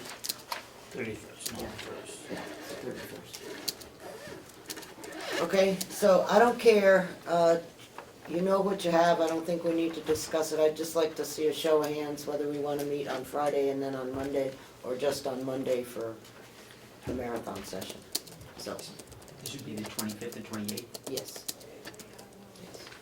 Okay, all those in favor of meeting on the 25th and the 28th, please raise your hand. That's a popular one. Okay, all those, obviously, will meet on Monday, the 28th, and you will not go home until we are finished. I don't want any excuses. Okay, so if we could, there's no discussion. It's just a question. Sure. Are we gonna have a specific item agenda so we don't get off track on certain items, or?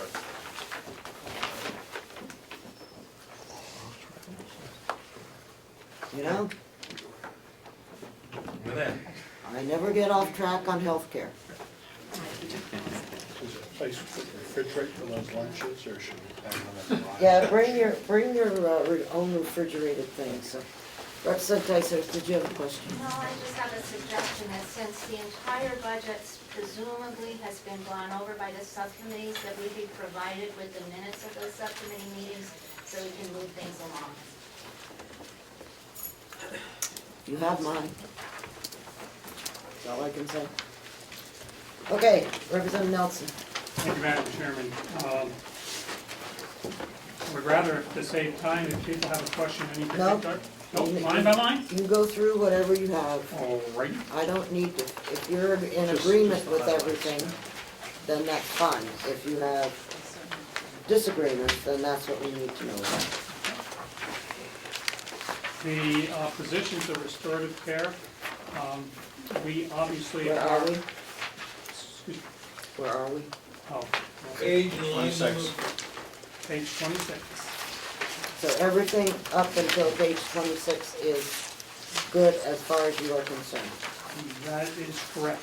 We did have a question on new equipment, if I could back up to page 25, okay? On the nursing home administration, people asked for that the last time.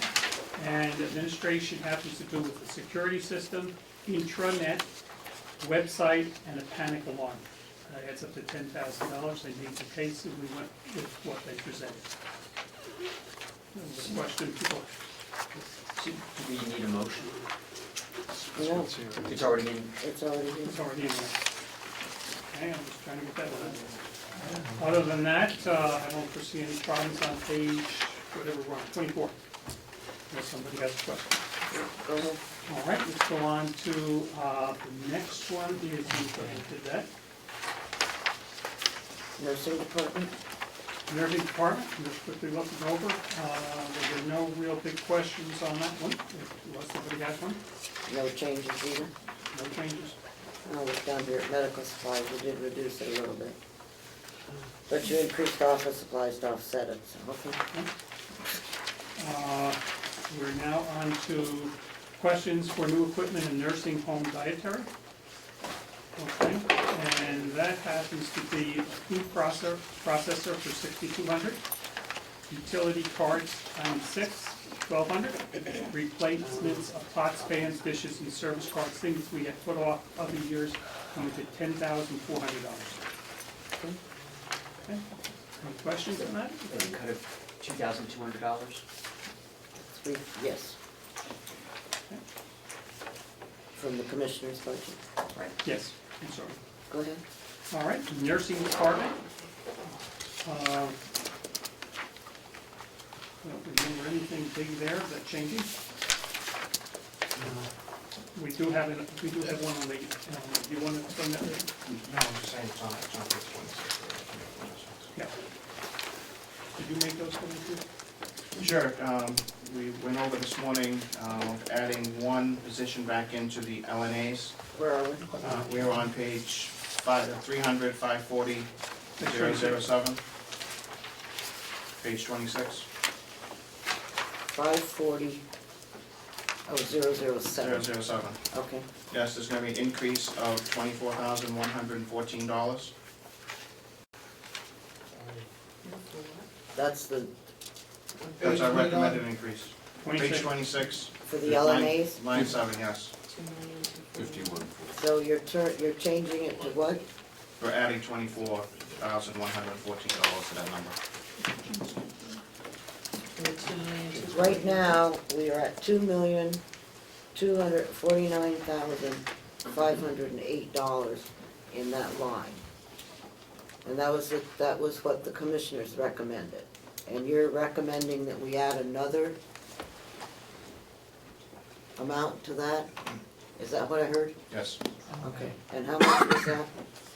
It'll be a total of Just give me the plus. $24,114. That number will be adjusted to 2273622. Say again? 2273622.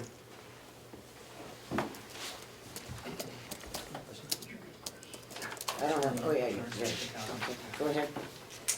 Thank you, Mr. Chair. With the commissioner's proposed budget of the 2249 number, did they remove the restorative care unit from their budget? So that number reflects the loss of those positions? It's not in that line. It's a different department. Okay, okay. So, all right, I'll save my question for when we get to that line. Representative McConkey?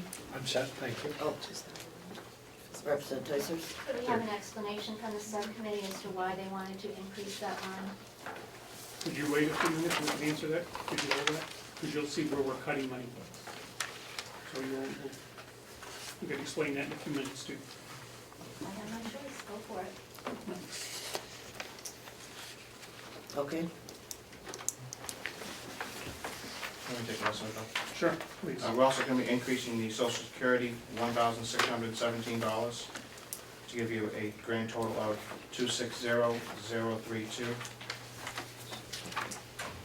260032. And we'll also add into the retirement expense as well. I'll give you that number in 1 second.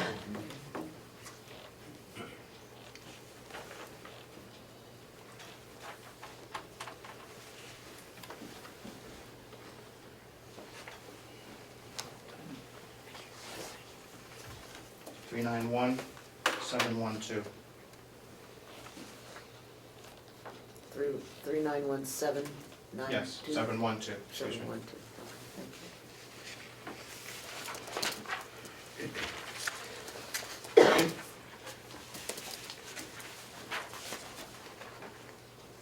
Okay, Bill?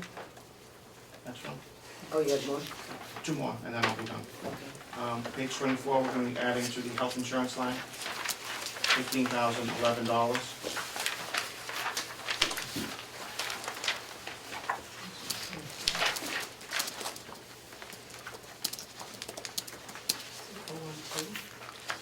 Medical insurance, Yes.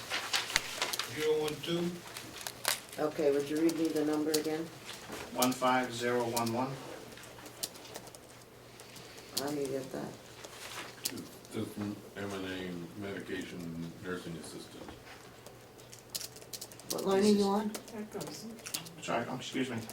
5100, 5112.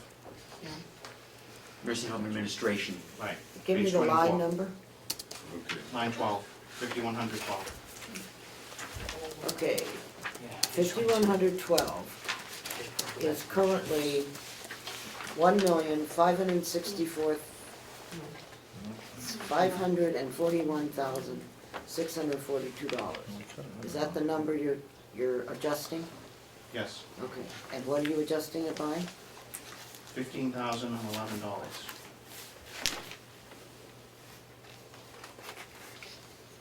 adding on, The new number will be 1556653.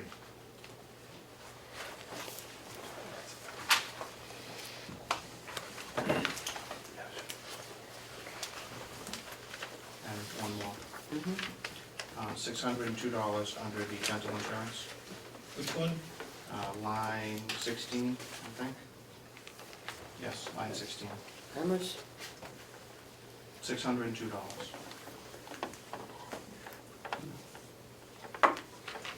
Which will bring it to 36799. Thank you. What's up, Nelson, are you ready? Yeah, we'll continue with line. We'll go down to, we're all set on that page unless somebody has a question. We'll go back to Representative Keister's question in a minute, if you don't mind. The reason for those increases, Bill, explain. Okay. We go on to the next page. Land operations, okay? Is that where you are? No, I'm sorry, I'm going, yes, I guess I am. 27. Okay, we had a change on that, right? Which, I'm sorry, I apologize. Electricity, we changed to. Right, that is correct. Okay. Nursing department, one of the things that I misspoke, it was corrected Okay. by somebody else, is on new equipment. Let's talk about the care of grounds again.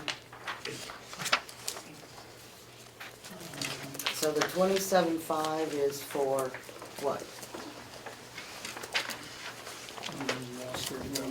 Page 28. Oh, I'm on page 27. Yeah, well, that's okay, I'm on page 27, care of ground. Care of grounds is 27.5, waste management, 16,500, which includes, waste management, 16.5, $1,000 for lot striping, and $10,000 for gardening supplies and maintenance. That's in I didn't hear the last time. You said 10,000 for the maintenance of the garden, for flowers and, Needs a lot of work. It's garbage right now. so you're gonna get $10,000 worth of plants? Whatever it takes. We need to put some money into it. We're gonna get everything we can for $10,000. Because we wouldn't want the prisoners working near the nursing home.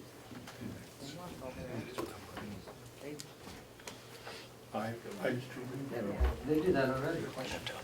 It is what they want. They work over there in the gardens.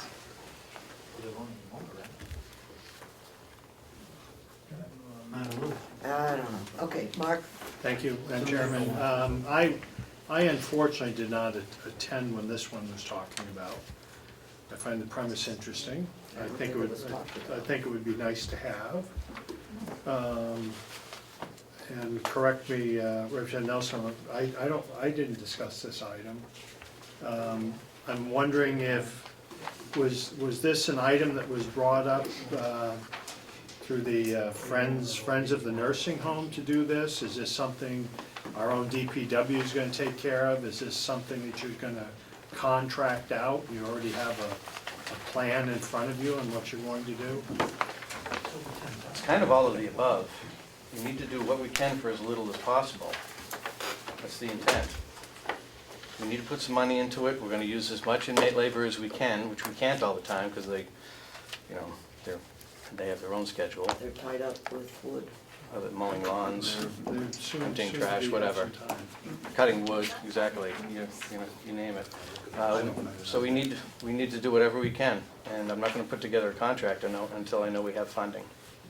If I could, back to Representative Nelson, was this item brought out and discussed in detail? 'Cause Not today, it was not. was it brought, I don't remember participating in it, so it's a new item. Not in the way, it was something we discussed. Okay. That's not in the I recall. I don't recall discussing it. We probably did because we went along with the commission. I don't think we ever opened it up. Okay. So the majority of this.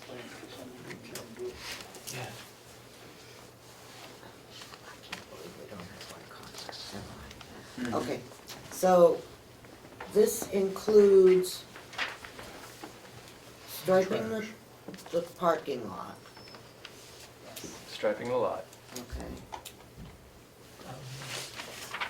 Emptying the sewage tanks. No. No. No? Trash. Oh, okay, okay, trash, and the remainder is for improving the gardens. Is that correct? Pretty much. And is this all of the landscaping around the building, or is it just a garden? No, we buy bark mulch and put it all around the building. The inmates do that for us. It also includes the two resident courtyards that are inside the walls. And the main entrance. Correct. Okay. Representative McCarthy? Thank you, Madam Chair. Well, I'm looking at the right figures.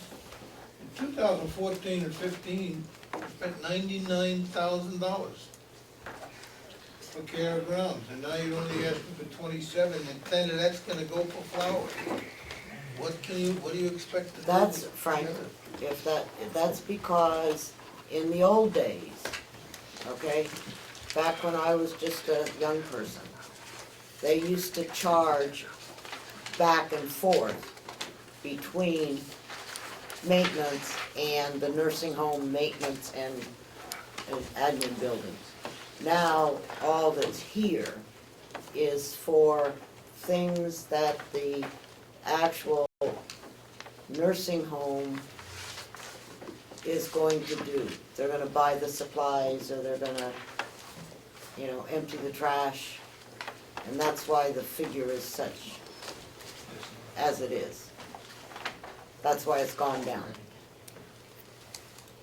because we're not swapping money between departments. Representative McConkey. Thank you, Madam Chairman.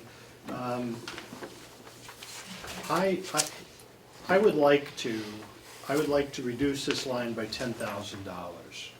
Here's my thought. I assume that this is not going to be to grow vegetables and do a revenue. This is going to be something nice for the nursing home, for the residents. I hear we don't have a full-fledged plan ready. I'm going to motion to pull the $10,000 from this budget and possibly bring it back up on Monday. I think this is certainly an item that's in keeping with the discussion we're having with the cooperative extension, the master garden program, and everything else. I'd like to have a plan, a real number, and then I would love to be able to bring that forward once we know more about it. I applaud the efforts of wanting to do this, but I've seen too many times that we throw money out there without a plan and we don't get there. I think we're about to pull together a consortium, and I think. Do I have a this could be- second on the reduction of 10,000? Second?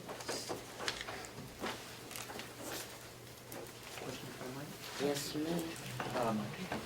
Thank you, Madam Chair. I'm just curious, the internal gardens that were spoken of that would be part of this $10,000 allocation, who's maintaining those gardens currently? Anybody we can get. Including the residents who are able to, they go out and, enjoy doing that type of thing. We don't employ any singular person to do that job. We're always looking for volunteers, especially those with green thumbs. So, Go ahead. follow-up? So, now we would be contracting out that care of those gardens? No. No, this is to create them, not to maintain them. Okay. There's no maintenance contracts in this at all. All right. Any further discussion? All those in favor of reducing 51, did I get a, yes, I did. McConkey. And, all right, all those in favor of reducing line item 5150.081 by $10,000, please raise your hand. 1, 2, 3, 4, 5, 6, 7, It's the wrong one. 8, 9. All those opposed? I don't think I got enough people. 9 and 2 is 11, don't I have 12? We lost Oh. Representative Chandler. Okay, Well, I shouldn't say lost. yeah, he's lost. Let's be clear, the line number, please. What was the line item? There's a question about the line number. 81. 80. 80. Oh, it's above. Yep. Okay, 80. The care of grounds. 27.5 down to 17.5.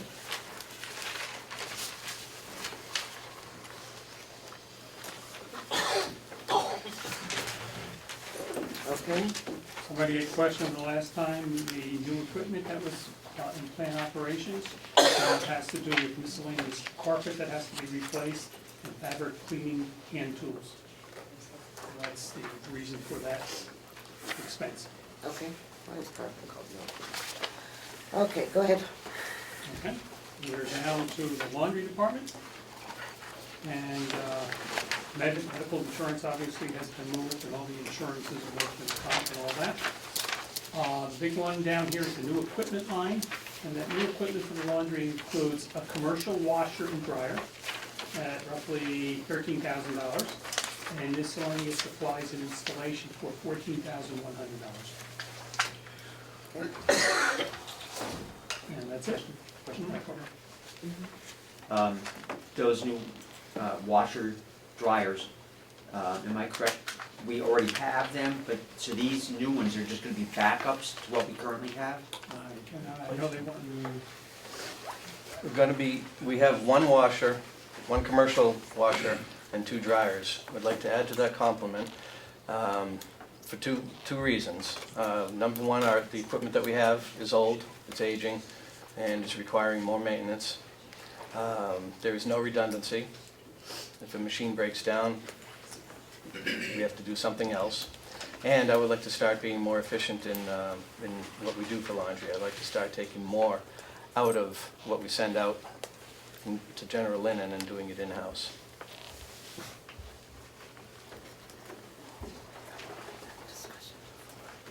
Okay, Housekeeping, the second one down is one less employee in that position.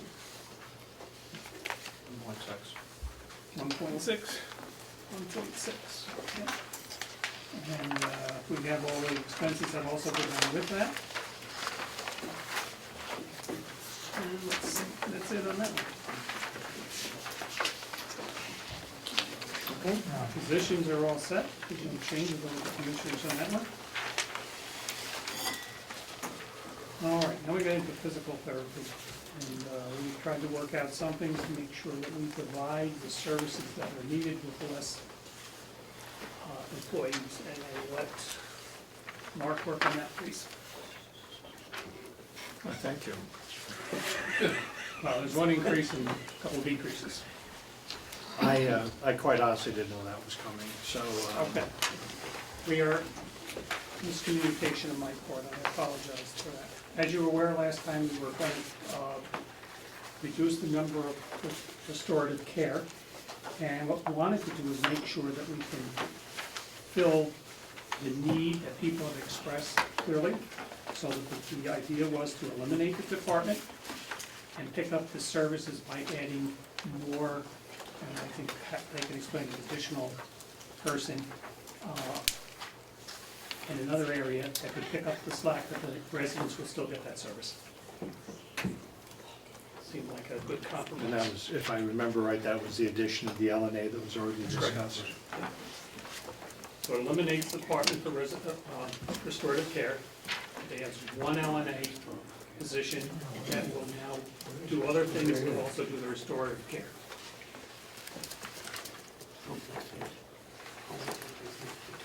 Okay, and that's reflected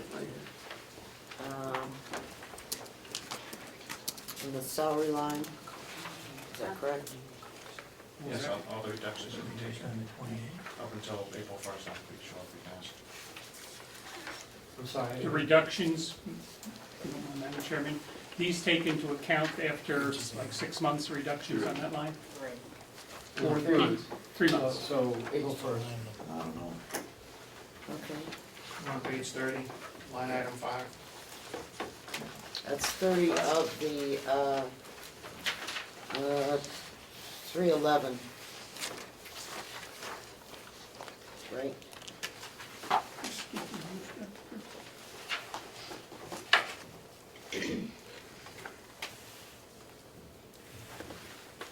Okay, so, If those, Madam Chairman, if those numbers are already addressed in the budget that you have before us, then with a motion to accept that at this time be in order? Or are we gonna go completely through? no, No, sir. Okay. One question, Madam Chairman.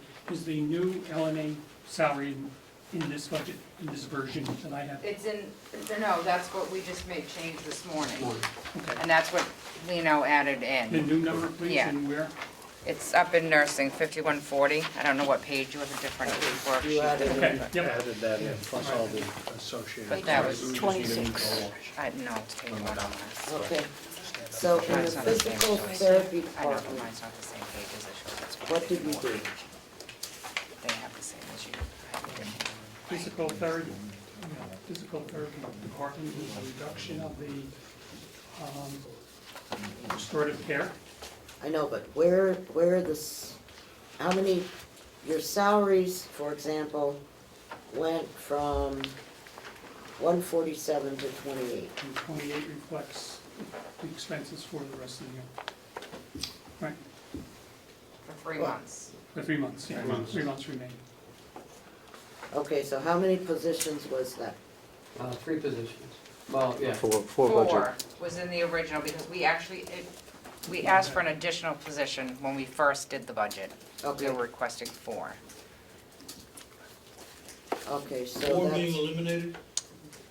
Yes. 4 budget yeah. positions. well, Out of no, this. it's, Well, 3, we never got the 4th one. okay. So 5990,009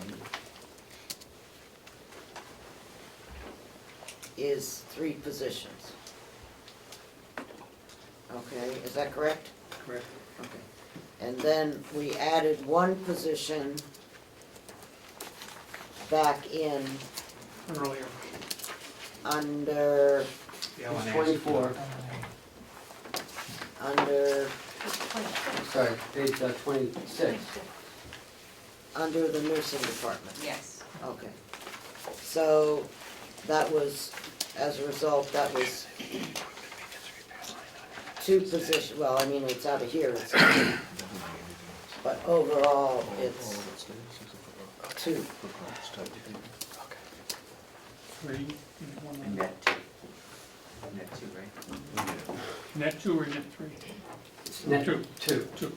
And that was the answer. Restorative's gone, we're gonna rehire, according to the contract, you know, whoever we can, and put them back into LNA position. Right, but One position. I'm not talking about any people, anything, Okay. where I'm just talking the position. This line item eliminated 3 positions. Yes. Yes. Okay. However, the other thing that we increased, when you look at the sum total of all the people working in the nursing home, it's 2 positions. Yes. I'm not seeing anybody in the back row nod their heads. We have presently 3 in restorative, we budgeted for 4. So from the budget, you've eliminated 4 positions budget-wise, and you've added 1 to nursing. So relative to budget, it's a net decrease of 3 full-time positions. But that portion of the budget, oh, I guess that portion of the budget was in fact approved by the commissioners. Correct. Yes. And Madam Chair, that was to answer Representative Tyser's question, how those numbers moved around. Okay? And you have the only things that go along with that.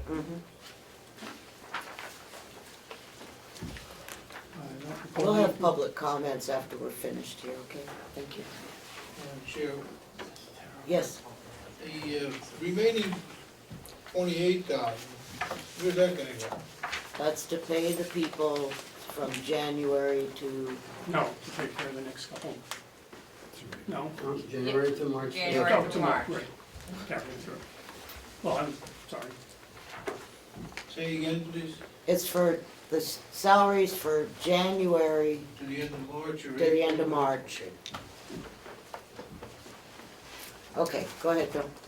No, I think that everything we agreed with, and no big issues on recreational housing. Okay? What do you have? I just want to go back to that, these numbers going across for the physical therapy salaries.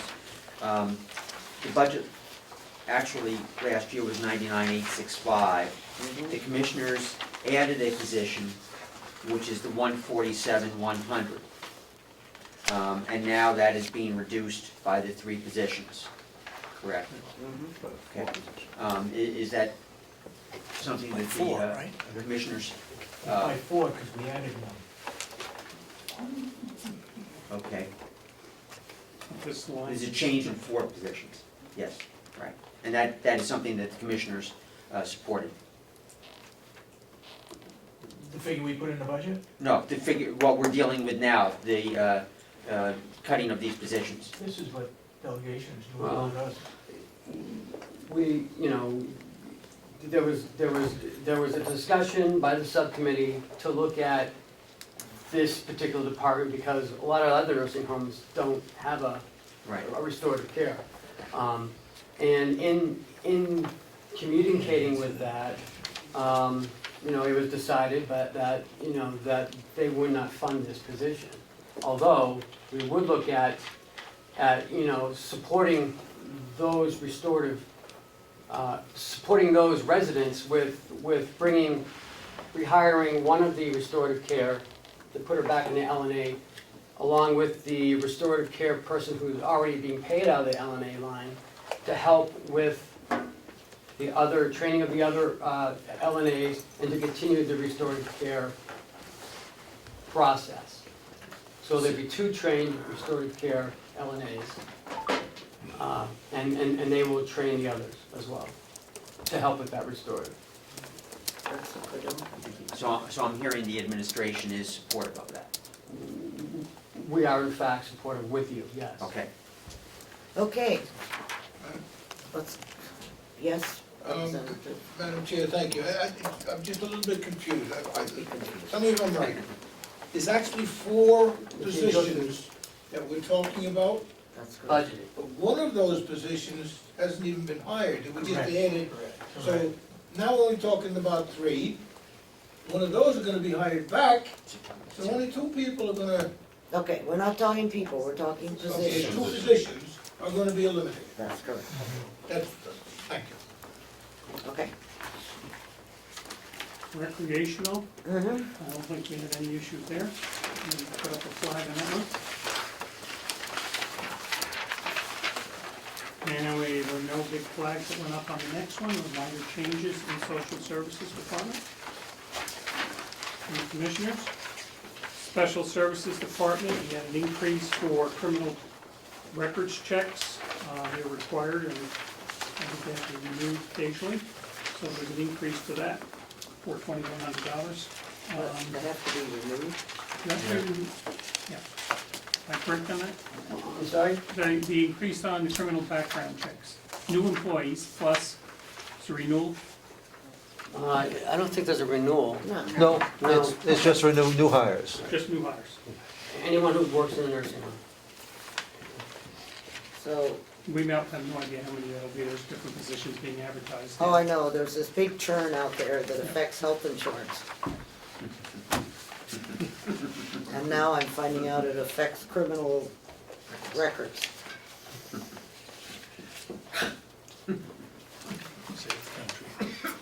Okay, sorry. We go on with that, no major changes. I thought we changed, Go ahead. I thought we changed the speech therapy.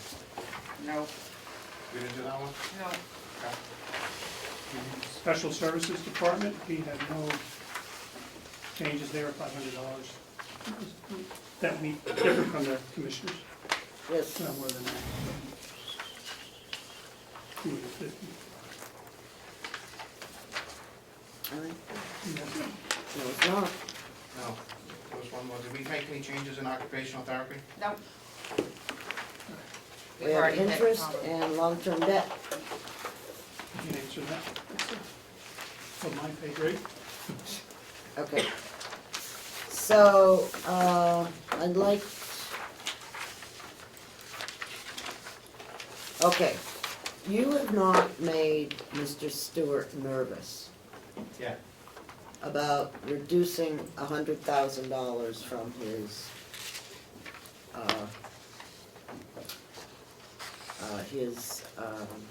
health insurance line in the nursing home. Who made him nervous? Remember, there's also some people being reduced production staff. Two, doesn't make that big a difference. So, he's not losing sleep over this health insurance $100,000 reduction, which I don't blame him because it's not that big. He's a deal. losing sleep, but he's grudgingly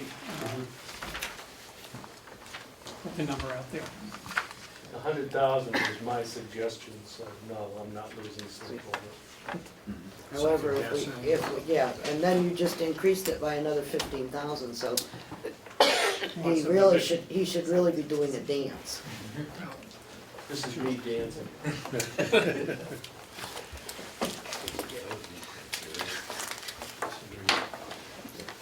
So, am I correct that all of the cuts to the nursing home have been agreed to, and everything else is, They have been agreed to by the manager at the meeting this morning, and run by the administration and commissioner that was attending. And they felt, we disagree a little bit, but that's something they could live with and go forward. okay. So do we have the bottom line numbers for each of the departments with the changes that were made? Not yet. Not yet. It's on my desk. Okay, well then, we'll do this, first thing Monday morning. The nursing home. Okay. Public comments. Ma'am? Thank you. My name is Roberta Whiting, better known as Bertie. I worked for the county for almost 44 years. I went to work in 1969, and I just retired 2 years ago. And I think it's an injustice to get rid of restorative therapy. I was an LNA, and my last 4 years, I worked in restorative therapy. And those girls have a wonderful program. And I hope none of you have to end up over there, because you're not going to get the good restorative therapy that they have now. It's a wonderful program. There's a good bunch of girls, and they work very hard. And the LNAs on the floor do great care, but they do not have time to do the extra walking or exercises, and they have to be trained for that. And you have to keep a certain amount of girls for your safety issues. So if you had on a pod 2 aides, you can't have one of those walking somebody out front because you only got one girl, and if you have 2 people that are trying to get out of bed or out of a chair, you're gonna have a fall.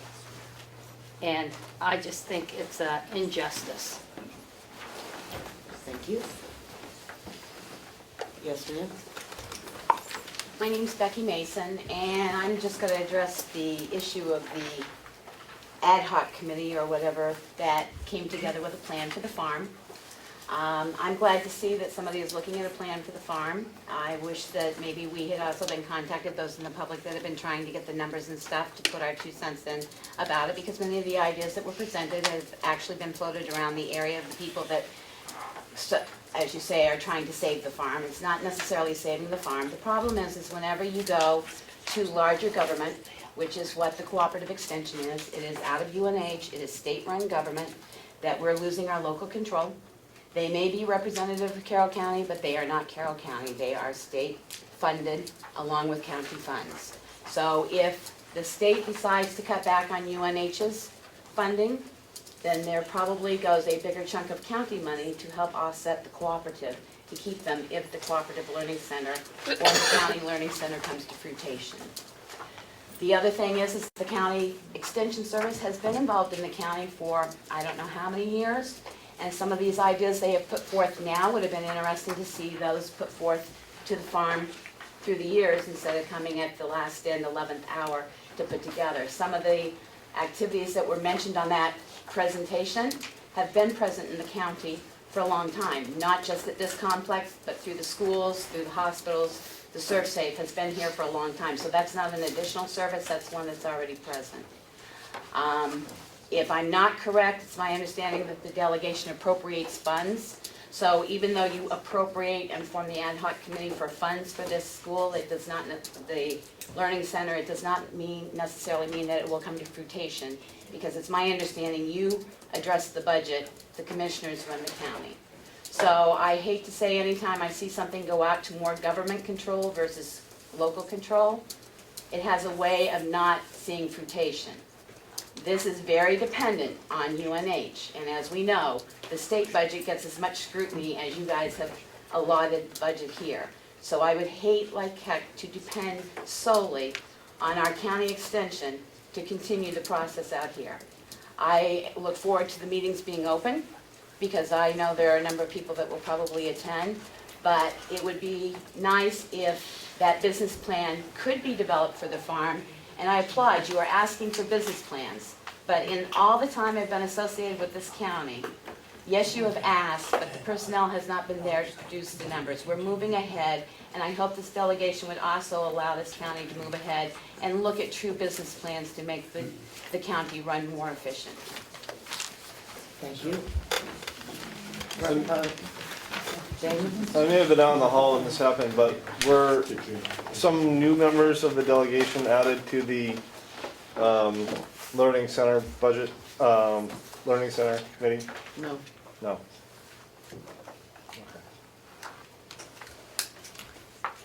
Any other public comments?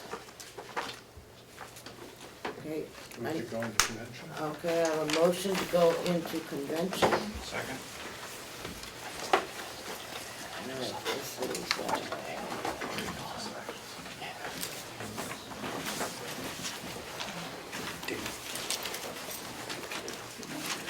all right, seconded by Representative Avelino. So, Will we be voting on that motion? to go into convention, sure. All those in favor of going into convention? Opposed? It's unanimous. Okay, we have several things in our motion list here. Hopefully I have gotten all of them.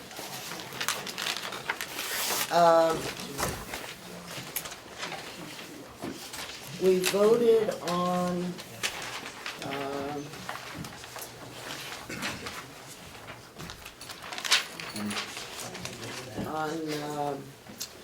the interest expense.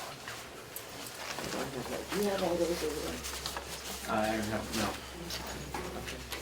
Yes, we voted to increase the interest expense to $250,000. Do you want to go Yeah. individually? Yeah.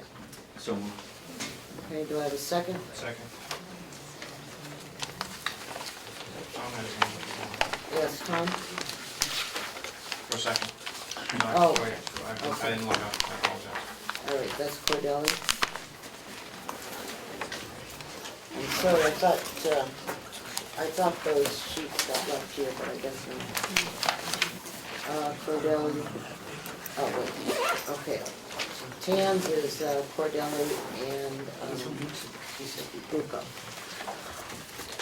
Okay, all those in favor of the $250,000 on Tans, raise your hand. Opposed? How many do I have left? 1, 2, 3, 4, 5, 6, 7, 8, 9, 10, 11. Okay, I have a motion to I have a motion of $252,389 for DPW. I'll move the amount. Okay. Second.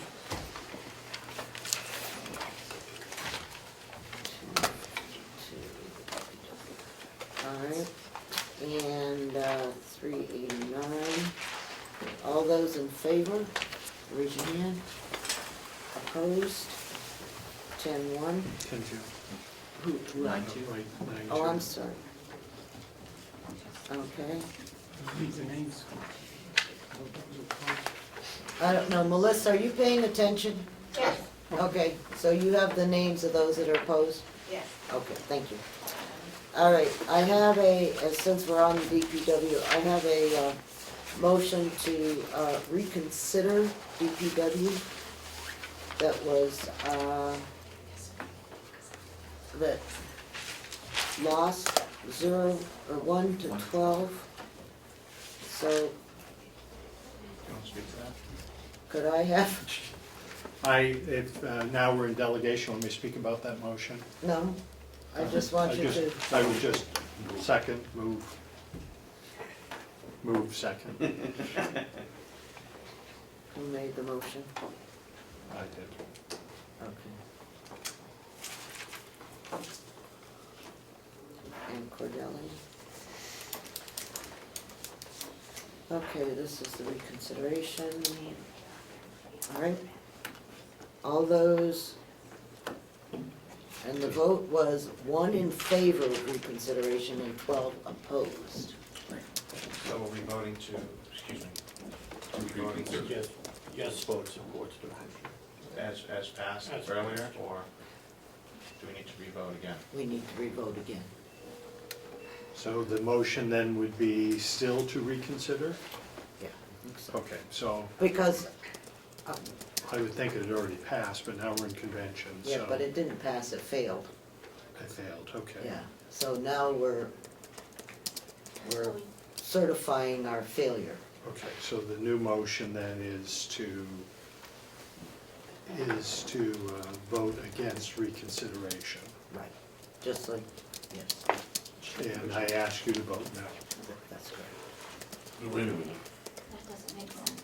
that's a double negative. Okay, So what we're doing is voting the same way we did before. that's correct, That's what we need to do. Or, yes.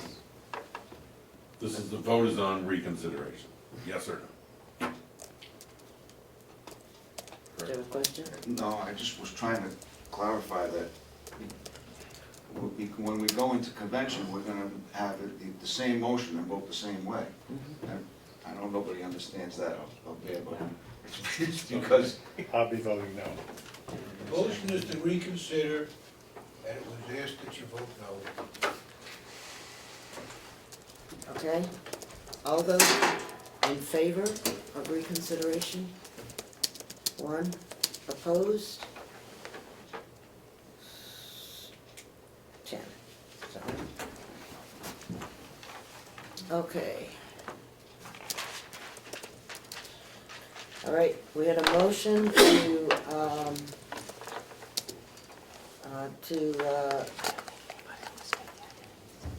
make a permanent subcommittee from the ad hoc committee and make it a subcommittee of the delegation. And this was to, on the, what's it called, the fund? Learning center. Yeah, the learning center, those aren't exactly the words that were used, but. Carroll County Agricultural Learning Center. Yeah, but anyhow, so we're going to make that a normal subcommittee of the delegation. Okay, Motion approved. all right. So this is the subcommittee. That way it will become formalized with meetings. Okay, all right, all those in favor? Opposed? Okay, 10,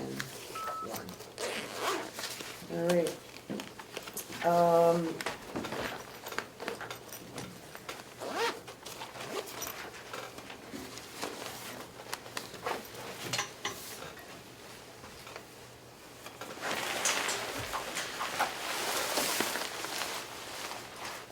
All right, is there anything else that we have that anybody has?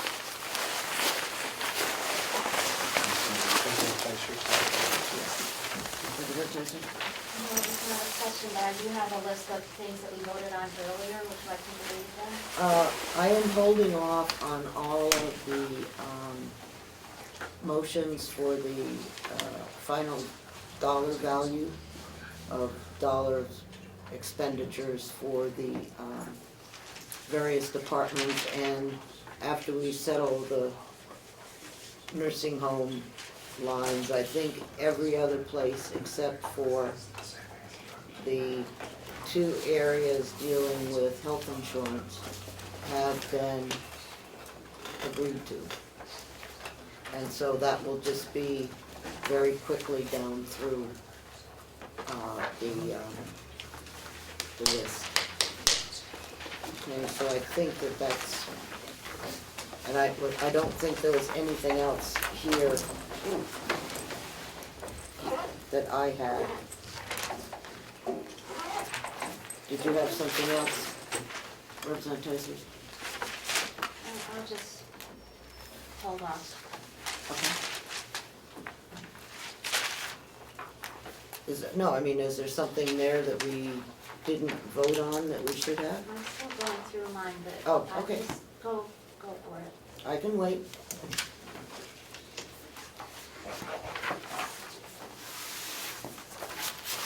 Okay.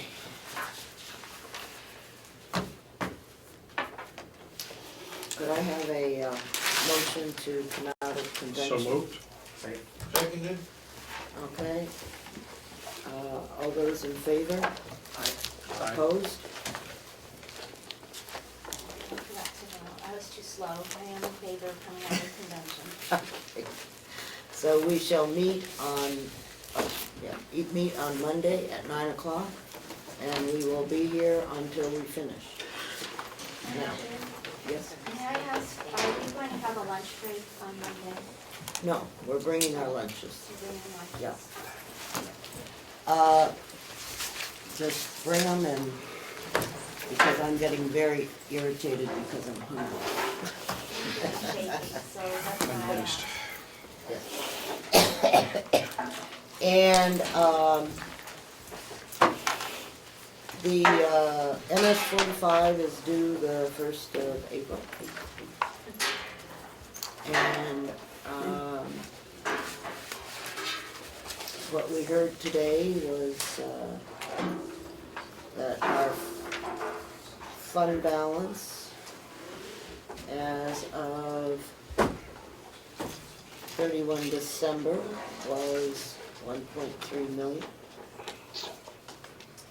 And I guess we began 15 at minus 9 something like that. So, that's the number that we were given this morning to begin. Like a shot of cash to MS. increase your bottom line. Yeah, the MS 45, so. When will we sign off on that? Will we do that Monday or at Concord? Nope, we'll do that. We will sign off on all of the numbers on Monday. And the only person that actually has to sign this, is the clerk of the Board of Commissioners. We don't need to sign this.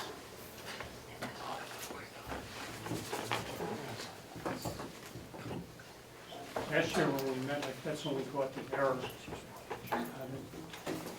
We did.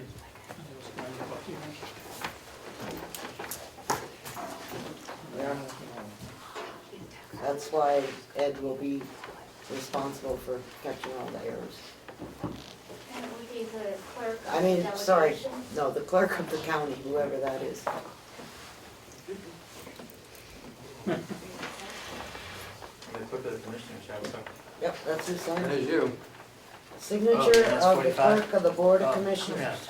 No, just sign it anyway. And then the preparer's signature. And Mr. Stewart said he was going to be the preparer. And I'm still concerned that we aren't using the right account codes, but in accordance with the rules. But he thinks it's okay. Madam Chair, So- let me ask a question before you leave. Mhm. The presentation today, will that be available to us? Yeah. Since you made it public, so would you send I've that? got some copies. Oh, great. And you also said that you've talked to other jails and other counties use the master gardeners? You know which one I can use? I can call The it? cooperative extension had mentioned that is something that's done elsewhere. I can't Where is remember it? what county it was. But it's here in New Hampshire? Yes, Okay. yeah, New Hampshire Cooperative Extension, Okay. we're meeting with. Okay? So, yes.